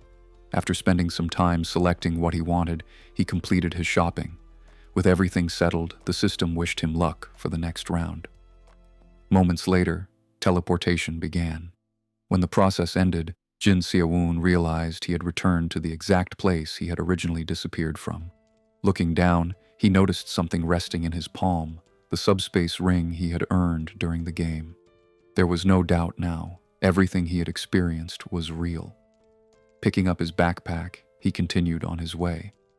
Although it seemed like life had returned to normal after the first game ended, in truth, this was only the beginning of a much bigger chapter in his life. Now that everything was over, Jin Seowon no longer had to worry about Toli. He realized he hadn't imagined it. A second match was truly coming. Even though finishing second in the first game was respectable, he didn't feel satisfied. This time, he wanted first place. He returned to the small apartment his parents had arranged for him near his university. Originally, he had planned to focus on preparing for college, but now his priorities had completely changed. His thoughts were centered only on the next game. He didn't want to enter it as a struggling survivor again. He wanted to return as a hunter. After the intense battle, he could feel how drained his internal energy had become. Since absorbing energy through killing wasn't an option in the real world, he had no choice but to rely on Chugi, the energy recovery method his master once taught him. His master had explained that with enough practice, Chugi could help restore energy, even if it wasn't as efficient as direct absorption. At the time, Seowon had boldly asked whether training alone could allow him to reach his master's level. The old man had laughed, warning that blindly following such a path could easily get him killed. Still, it was impossible to know whether Jin Seowon was just an ordinary person or someone with hidden potential waiting to awaken. After hours of meditation, he managed to gather only a tiny amount of energy. Eventually, frustration set in. The real world was nothing like the game. There was barely any inner energy to draw from. Accepting this, he stopped meditating and began organizing the items he had brought back. He couldn't help but regret that the only martial art he had obtained was the Iron Fist manual. In reality, mastering it would take time, making his journey to power much slower. But then, something unexpected happened. He discovered that the game system was still functional in the real world. Taking advantage of this, he used it to absorb the martial art directly. Testing it out, he threw a punch, followed by a swift kick. The techniques worked, though without sufficient inner energy, their power was far weaker than what he had displayed inside the game. Next, he checked the other items he had received, including the necklace from the reward wheel. After a quick inspection, he confirmed that its description had been accurate. It was made of pure gold. Seowon was stunned when he realized how valuable even the cheapest item could be in the real world. That single coin necklace alone could be worth a fortune. If he managed to collect more like it, he could easily secure financial stability for life. It became clear that every item from the game had real-world value. For example, the elixir that guaranteed a full year of disease-free life could be priceless to wealthy individuals who had run out of hope. He began to think that people suffering from serious illnesses would pay unimaginable amounts for something like that. At that moment, he understood that this game might be his opportunity to completely change his future. Soon after, hunger hit him. During the game, he had survived on jerky while suppressing his appetite with inner energy. Now that it was over, he couldn't ignore it any longer. He decided to treat himself to a proper meal. Not long after, he found himself at a small neighborhood restaurant run by an elderly woman. He ordered a simple set meal, something he had missed deeply during the game. As he tasted freshly cooked white rice again, he became emotional without realizing it. The owner noticed and questioned why he seemed on the verge of tears, telling him not to cry over food. He brushed it off by saying he was just overwhelmed by how good it tasted. She simply told him to finish his plate and ask for more if he wanted. Just as he suspected, time inside the game had flowed differently from the real world. After finishing his meal and paying, he returned home. determined to build up his energy before the next match, even though he didn't know when it would begin. Then he remembered one of the items he had brought back. He put on the strength ring and wondered if it would function the same way outside the game. Almost instantly, he felt a noticeable change. Testing it, he crouched and jumped, only to find himself soaring far higher than he ever could before. His body felt filled with raw power. Even after landing safely, he couldn't help but hope no one had seen what he had just done. Realizing that the ring worked exactly as it had in the game, he began to consider his next move. Back in his apartment, he thought about saving his most valuable item until he had regained more inner energy. But after some thought, he chose to use it immediately. It was the most expensive reward he had received, the elixir of inner sight. Inside the game, this elixir had once immobilized his body for hours while making every cell feel as if it were boiling from within. He drank the elixir without hesitation. The effects hit instantly. A surge of overwhelming power rushed through his body, and the empty bottle slipped from his hand as he collapsed. Hours passed while the energy raged inside him. Eventually, someone in the building reported unusual heat coming from his apartment. They claimed the walls felt hot and even the doorknob seemed almost untouchable. Thinking it might be a fire hazard, they were advised to contact the authorities. When officers arrived, the situation didn't seem like a typical fire. It was assumed that a boiler malfunction might be causing the heat, but one of the neighbors remained convinced something was wrong. As an officer reached for the doorknob, he was startled when it burned his hand. They knocked and asked the resident to open the door, explaining they were there to help after receiving a complaint. When the door finally opened, they found Jin Seo-woon inside. He claimed he was simply running a high fever and had turned up the heat. He even questioned why the fire department hadn't been called if there was a real concern. The officers said they were just responding to the report and offered to call an ambulance. He refused, insisting he would recover on his own. After confirming there was no immediate danger, they left, advising the neighbor not to raise unnecessary alarms in the future. Once alone again, Seo-woon quickly shut the door. The elixir had put him through intense agony, so much so that he might not have survived without the protective effect of his supreme blanket technique. That experience made him realize that items from the game could be dangerous to use in the real world. Still, something inside him had clearly changed. To test it, he struck a nearby chair with his palm and shattered it effortlessly. Surprised by the result, he casually decided he would just replace it, using the money he could earn from selling game items. The next day, he headed to an outdoor gym to continue training his martial arts. However, the place was too crowded for his liking, making him consider working out at night instead. While observing the area, something caught his attention. Near the foot of the mountain, he noticed a group of high school delinquents gathered around a girl who seemed uneasy. She was asking whether their boss truly wanted to see her. Before their conversation could continue, someone nearby reminded them that smoking wasn't allowed in the area. When an elderly man spoke up and reminded the students that smoking wasn't allowed there, one of the boys rudely told him to mind his own business, claiming that even his own parents didn't care about what he did. Trying to avoid trouble, the old man quickly said he must have been mistaken, but that only made the student angrier. Seo-woon felt a bad feeling in his gut. The boy stepped forward, clearly ready to lash out at the elder for speaking up. But before he could act, he was suddenly kicked in the face and sent flying into a nearby trash can. The one who had intervened calmly stated that disrespecting the elderly wasn't acceptable. Everyone around was stunned. Soon after, a tall student approached Seo-woon and remarked that this was their first meeting. Standing well over 6 feet, he glared down and demanded to know if Seo-woon had a death wish. It didn't take long for Seo-woon to realize he had stepped into a messy situation. The taller boy demanded an explanation and asked whether Seo-woon had really struck his younger brother. Seo-woon responded that the younger one had been the problem. He had tried to threaten an elder and was openly smoking in public. Just as Seo-woon suggested that the older brother should be guiding him better instead of supporting such behavior, he instinctively moved. A punch had been thrown at him. He reacted quickly, countering with a controlled strike that sent the attacker reeling. Almost immediately, Seo-woon began to worry that he might have used too much force. Then things escalated.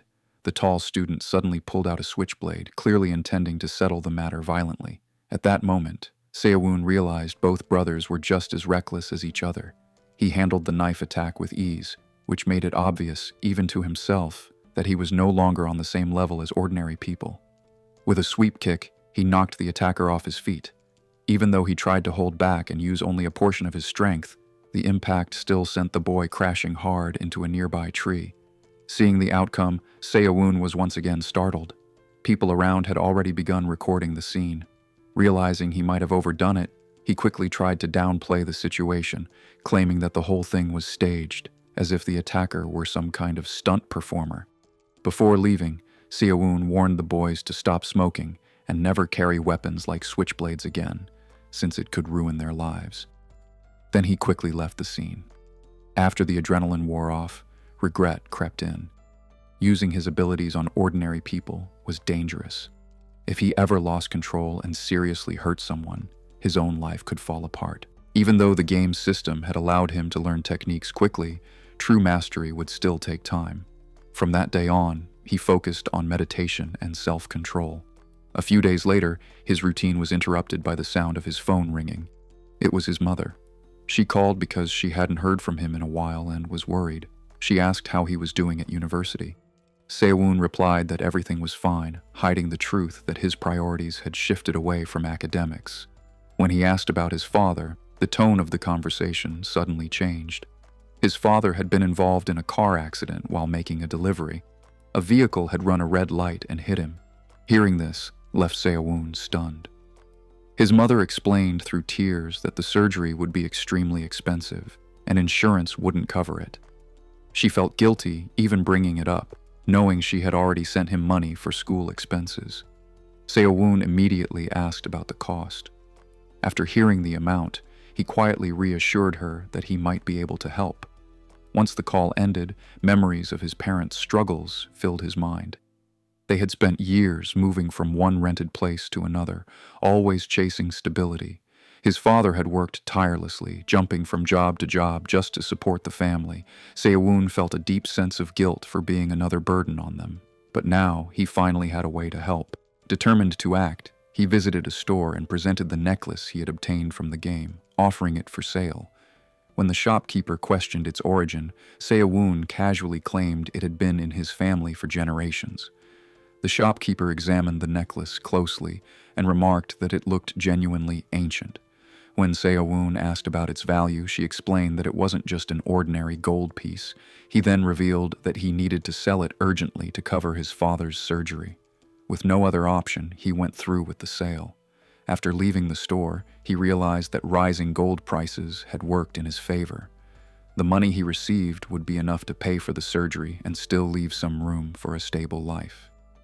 Still, the shopkeeper's satisfied smile made it obvious he had likely sold it for less than its true worth. But he hadn't had the luxury to negotiate. He decided that in the future, he would need a safer and smarter way to sell such items. For now, his priority was sending the money home. When his mother received the transfer, she was stunned by the amount and worried he might have taken out a loan. He reassured her that this wasn't the case and claimed it came from savings built up through part-time jobs. Before ending the call, he told her he wouldn't be able to visit the hospital. Later, alone in his room, he found himself lost in thought. That was when something he overheard caught his attention. Two high schoolers were discussing a video they had seen online. They dismissed it as fake, claiming it must have been created using CGI, even though it looked secretly recorded. The video showed someone chanting strange words. Hearing this description shocked Seo-woon. While most people might ignore it, he recognized those words immediately. They were spells from the game. This meant he wasn't the only person who had participated. According to the students, the video kept disappearing and reappearing online, as if someone was trying to suppress it. For the first time, Seo-woon began to consider how other players on Earth might affect his life. Elsewhere, a man was making an urgent phone call, promising to fix the situation at all costs. After apologizing to his superior, he ended the call and demanded a report on the Korean player seen in the footage.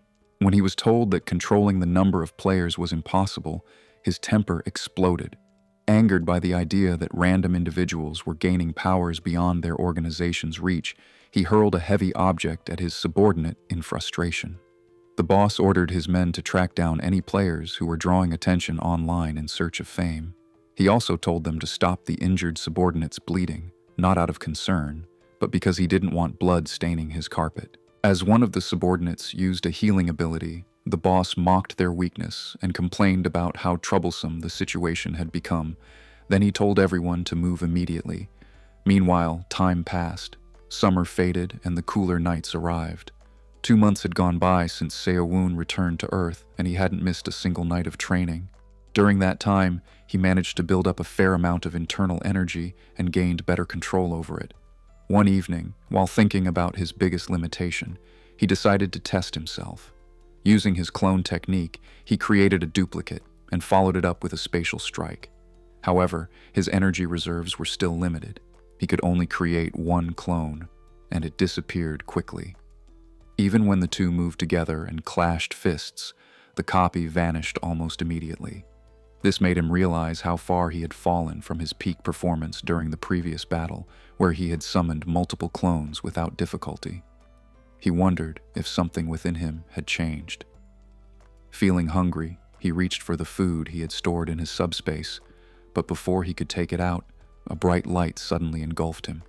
In an instant, he was transported once again.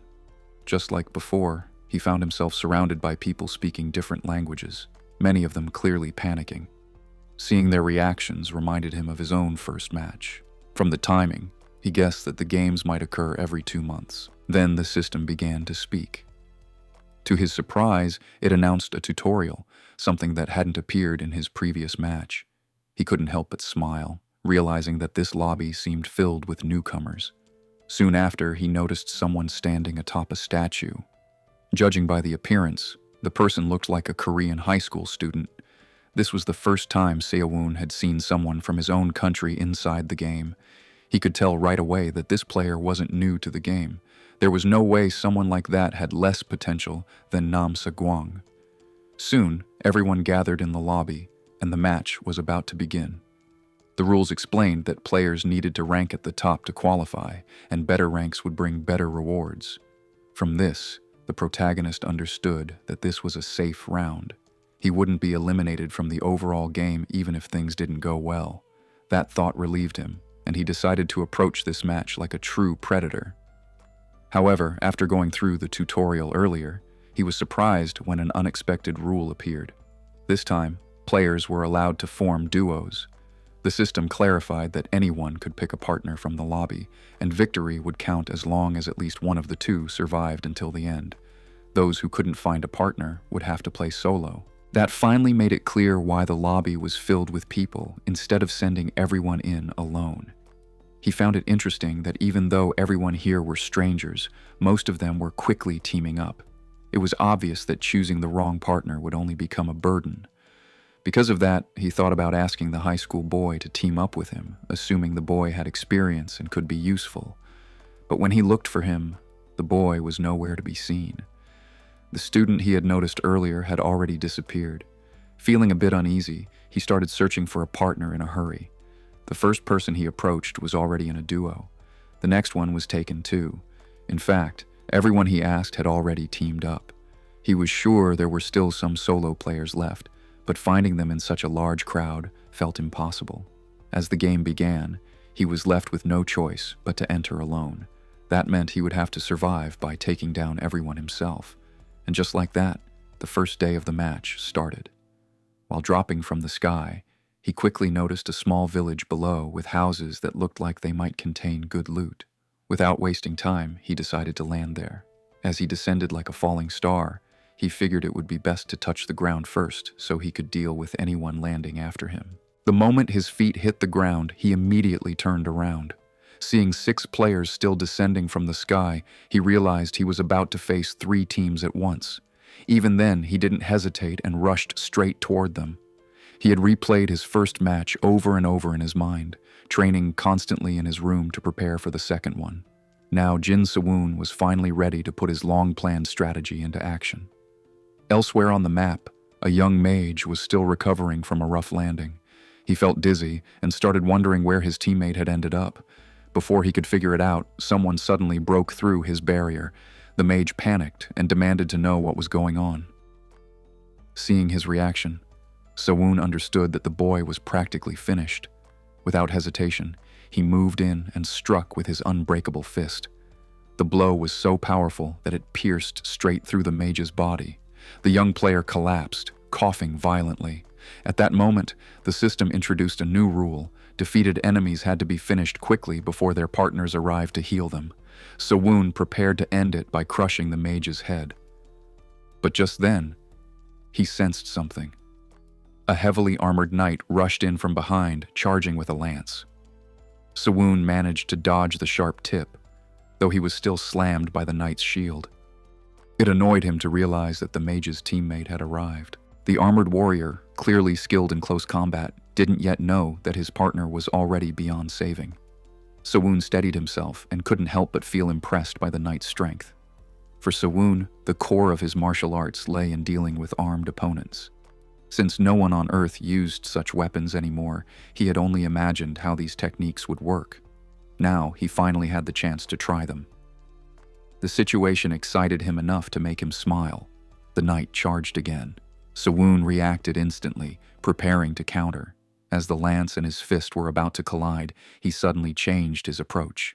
Instead of striking, he opened his hand and slipped past the spear's path. With the weapon missing its target, he moved in. Before the knight could react, a punch landed straight in his stomach. The warrior grew furious after seeing his attack avoided so easily. But Sawun wasn't done yet. He spotted a weakness in the knight's defense and gathered all his strength into his palm. Then he released a powerful hip strike. The impact tore through the armored opponent, leaving a massive wound. And the knight's suffering was far from over. Grabbing the knight by the head, Sawun crushed him with so much force that even the helmet broke apart. It was clear that the man's skull couldn't handle the pressure. The armored warrior gave out soon after. Defeating his second opponent with ease, Sawun placed his foot on the fallen knight's head and destroyed it completely to secure the kill. He felt satisfied, especially after sensing how much life energy the knight carried. Absorbing energy directly was far more efficient than simply collecting it. Now, only 2 enemy teams were left nearby. Just as he finished absorbing the energy, something suddenly flew toward him. Reacting instantly, he barely dodged an incoming arrow. Surprised to discover a hidden marksman, Sawun began searching for the shooter's position, but before he could locate them, another arrow came his way. This time he avoided the worst of it, though the arrow still grazed his face. He wondered if the attacker would stop there, only to be met with a rain of arrows. Without hesitation, he rushed toward the forest. As he moved through the trees, he started thinking about how the archer's aim was so precise. However, the lack of power behind the arrows made it clear that the enemy wasn't using internal energy. That raised another question: was the archer alone or working with a partner? To find out, Sawun returned toward the village. He reasoned that taking down the archer would eventually force their teammate to reveal themselves. In the previous match, a situation like this would have made him hide in fear. But now, he saw enemies as nothing more than sources of life energy. Then something shocking happened. Arrows were suddenly fired from a nearby house, and one of them pierced straight through his head. For a moment, it looked like he had been eliminated on the very first day, but the figure that was hit was only a clone. The archer was confused when the target suddenly disappeared. While they were still trying to understand what had happened, Sawun appeared and kicked them hard in the face. The strike sent the archer crashing into a door, yet something felt off. Even though he was certain his kick had connected, the opponent had vanished again. As a shadow moved past him, he finally understood. He was facing someone who could hide using stealth, and just as he realized this, he noticed a shadow forming behind him. An arrow was fired from nowhere. Even then, he managed to dodge the arrow at the last moment. Because of the stealth cloak, Sawun couldn't sense the archer's presence as the man tried to slip behind him and escape. Realizing he stood no chance in a direct fight, the archer decided to run. But Sawun had no intention of letting him go. He began chasing him through the village, forcing the panicked marksman to flee without direction. Then, in an instant, Sawun appeared right in front of him. He made it clear that fighting in broad daylight while relying on a stealth cloak had been a poor decision.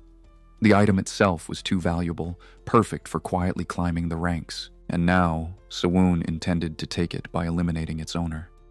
Just then, a third presence arrived. The archer's teammate showed up and admitted that he hadn't been able to keep up with Sawun's speed.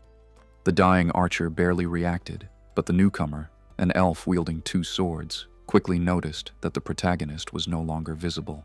He urged the archer to finish things quickly.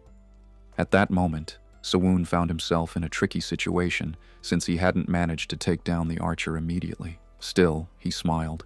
In his eyes, this wasn't a disadvantage. The swordsman charged at him. Sawun slightly turned toward the movement, only to find an arrow flying his way.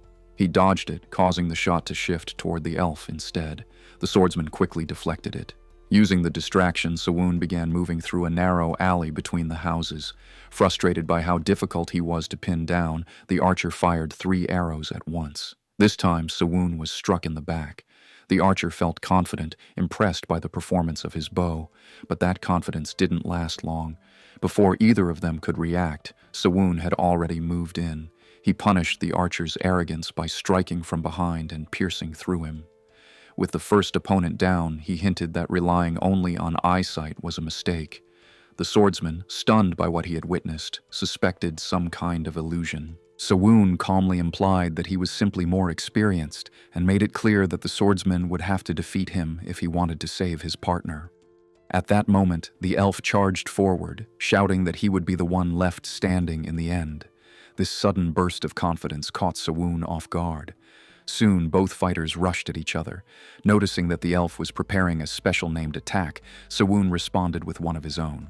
For his counter to work, he needed to find a weak point in the elf's defense and strike the shoulder. But before he could do that, his hand was slashed. To his shock, the elf moved much faster than expected. Taking advantage of the moment, the swordsman continued his assault. Using a rapid combination of strikes, he dealt serious damage to Sawun. Sawun realized that this attack was unlike anything he had faced before. Without his internal energy shielding him, he would have likely been finished right there. The elf seemed intrigued, commenting that Sawun's core wasn't as strong as he had assumed. He made it clear that he didn't care how Sawun had survived the earlier hits. In his mind, the next strike would end things. Sawun understood that his only chance was to land a perfect counter, but keeping up with the elf's speed was proving difficult. Then he remembered something important. This was a safe match. He wouldn't be eliminated even if things went wrong. With that in mind, he decided to take a risk. Instead of relying on sight, he tried to sense his opponent's presence directly. If he could succeed at this, reaching the top rank would become much easier in the future. Over the past 2 months, he had trained his internal energy non-stop. He was no longer the inexperienced player from the first match. Now, he had the potential of a true master. This realization shifted something within him. In the next moment, the elf's blades fell to the ground. Unable to move, the swordsman was stunned to see his ultimate attack stopped so easily. At that instant, Sawun unlocked a new level of awareness. Before the elf could react, Sawun crushed his collarbone with his bare hands, securing his 4th kill. As expected, the swordsman carried a large amount of life energy and dropped valuable items, including a healing scroll. After using it, Sawun began searching the area for more loot. His only regret was that the stealth cloak had been damaged during the fight. In its current state, it wouldn't work and would require either a special repair scroll or a skilled craftsman to fix. Still, he decided to keep it and continued checking the rest of the items. Among the loot, he found the archer's bow, a weapon that could add a small amount of lightning magic to arrows. This confused him a little, since he hadn't felt any lightning effects during the fight. Along with it, there was also a skill book that allowed the user to shoot multiple arrows at once. From this, he understood that the archer had only recently learned how to use a bow inside the game. Without wasting time, he used the skill book himself. Curious about his new ability, he tested it by firing an arrow at a nearby wall. Compared to the crossbow he had used in the first match, this new bow felt like a clear upgrade.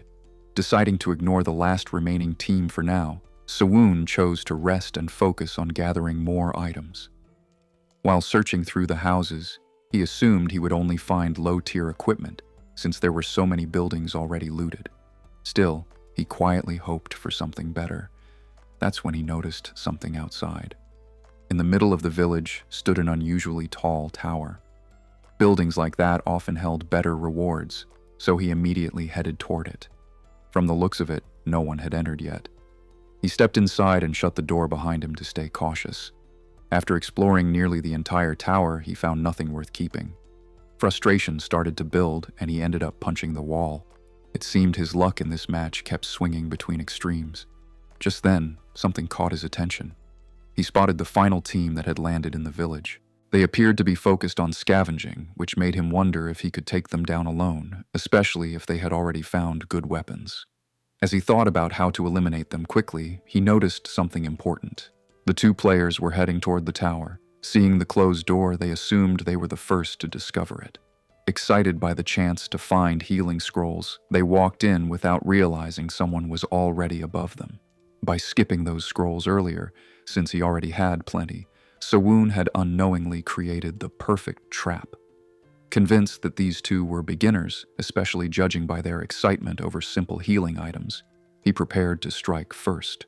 Just then, the unsuspecting players noticed a strange shadow forming on the ground. After performing an overly flashy spin in mid-air, Sawun finally landed inside the tower. He suspected that one of the enemies might be a strong mage. If that were true, a barrier would already be active, and the scattered energy fragments around him confirmed it. The two players panicked as someone suddenly dropped down from above. Sawun decided to finish the fight quickly. At that moment, the mage launched a fire attack. A direct hit would have caused serious damage, so Sawun immediately leaped aside. The flames missed him, and instead struck the mage's own teammate. The warrior was set on fire. The blonde fighter scrambled in panic, trying to put out the flames. It was clear to any observer that Sawun was fighting alone, with no partner supporting him. Still, the warrior armed with a massive axe charged forward. Sawun easily dodged each heavy swing. Frustrated, the man swore to kill him. But during one wild attack, the axe struck something unexpected. Horror filled his face. The blow that Sawun had avoided ended up hitting the mage instead. Before either of them could react, Sawun moved in from behind and crushed the mage's skull. With that, the fight became a one-on-one. Shaken by what had just happened, the warrior threw off his armor. Now moving freely, the bearded fighter seemed even more dangerous. Sawun quickly realized that without the armor weighing him down, the man had become faster. He silently dodged another incoming strike. This time, Sawun used one of his special techniques and delivered a powerful kick to the warrior's neck. However, the Viking-like fighter pointed out that Sawun couldn't stay airborne forever. In the next moment, the axe came swinging. The attack was so powerful that it sliced through part of the tower itself. Realizing brute strength alone wasn't enough to handle this opponent, Sawun turned to illusions. He made it clear that raw power wouldn't guarantee victory.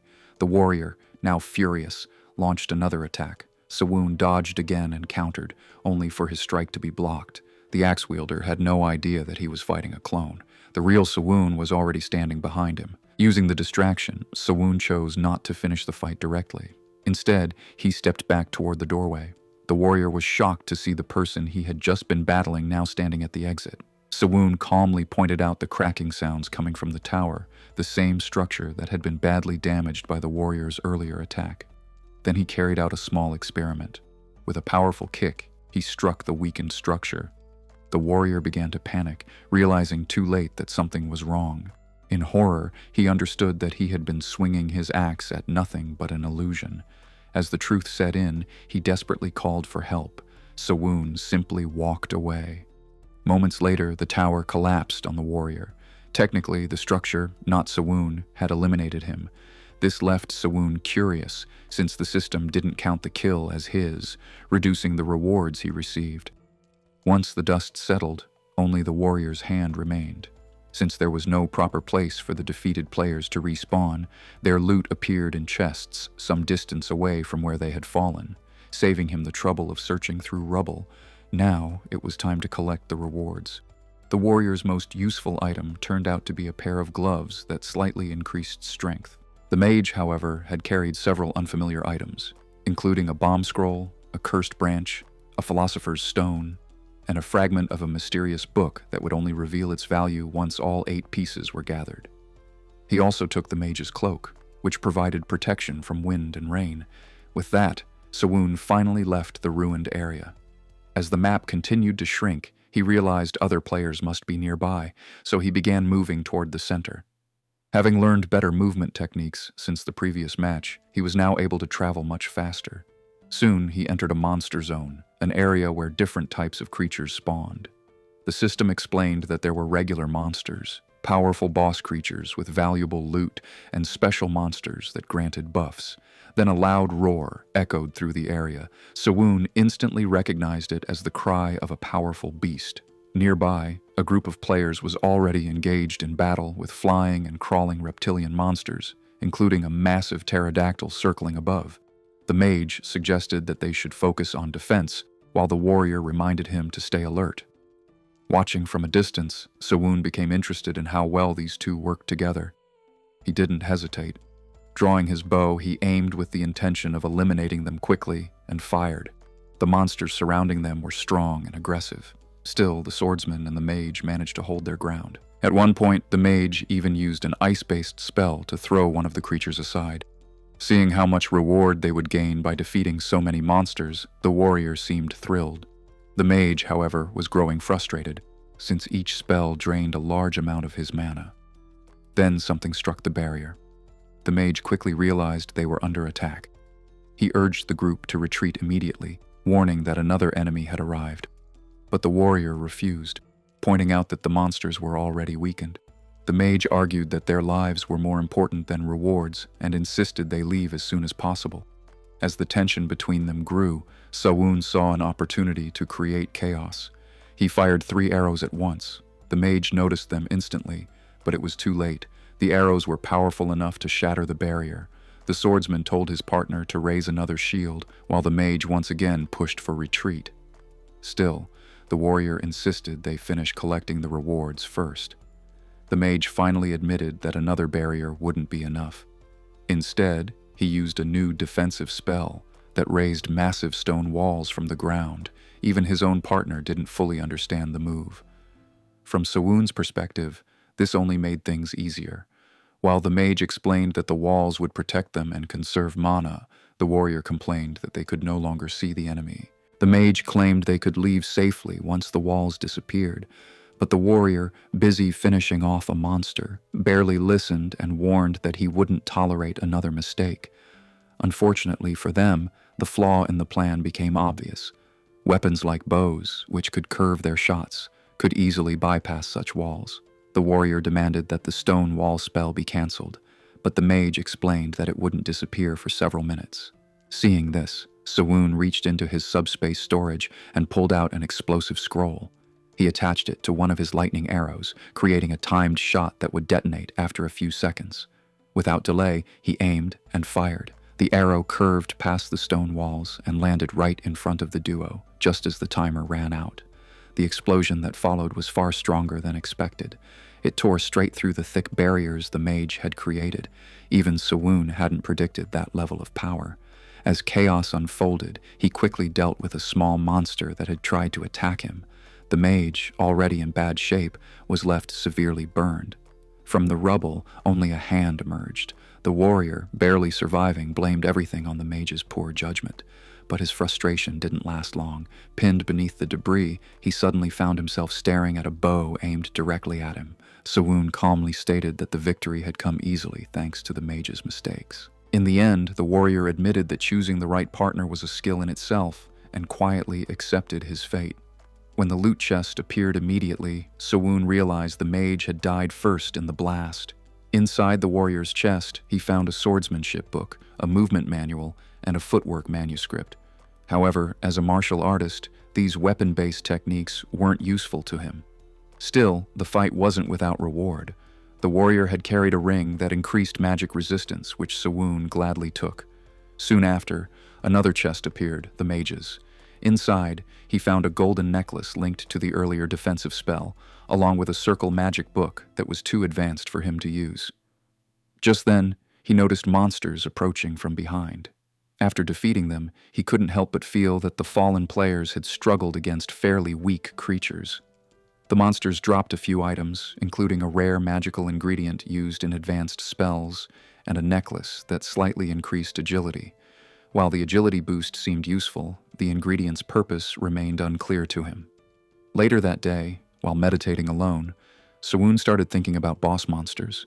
He assumed that defeating one would grant a powerful, game-changing reward, but before going after such a target, he needed to decide whether he was strong enough to handle it alone, and whether other players might be planning the same thing. As the second day began, he reflected on how many players had already been eliminated. Knowing that he had taken down 8 himself gave him a quiet sense of satisfaction. His next goal was clear: reach the center of the map. Unlike the first match, the weather this time was harsh and scorching. He even thought it would have been smarter to travel during sunset instead. That's when he noticed a shadow passing overhead. From experience, he recognized it as a supply carrier. The moment a chest was dropped, he rushed toward it. This one was different, much larger than the others. It came with a special condition. Opening it would grant valuable items, but it would also reveal his location to all players at regular intervals for most of the day. He now faced an important decision. Since this match carried no risk of elimination, he decided the gamble was worth it. With that, Sawun opened the chest and was amazed by what he found inside.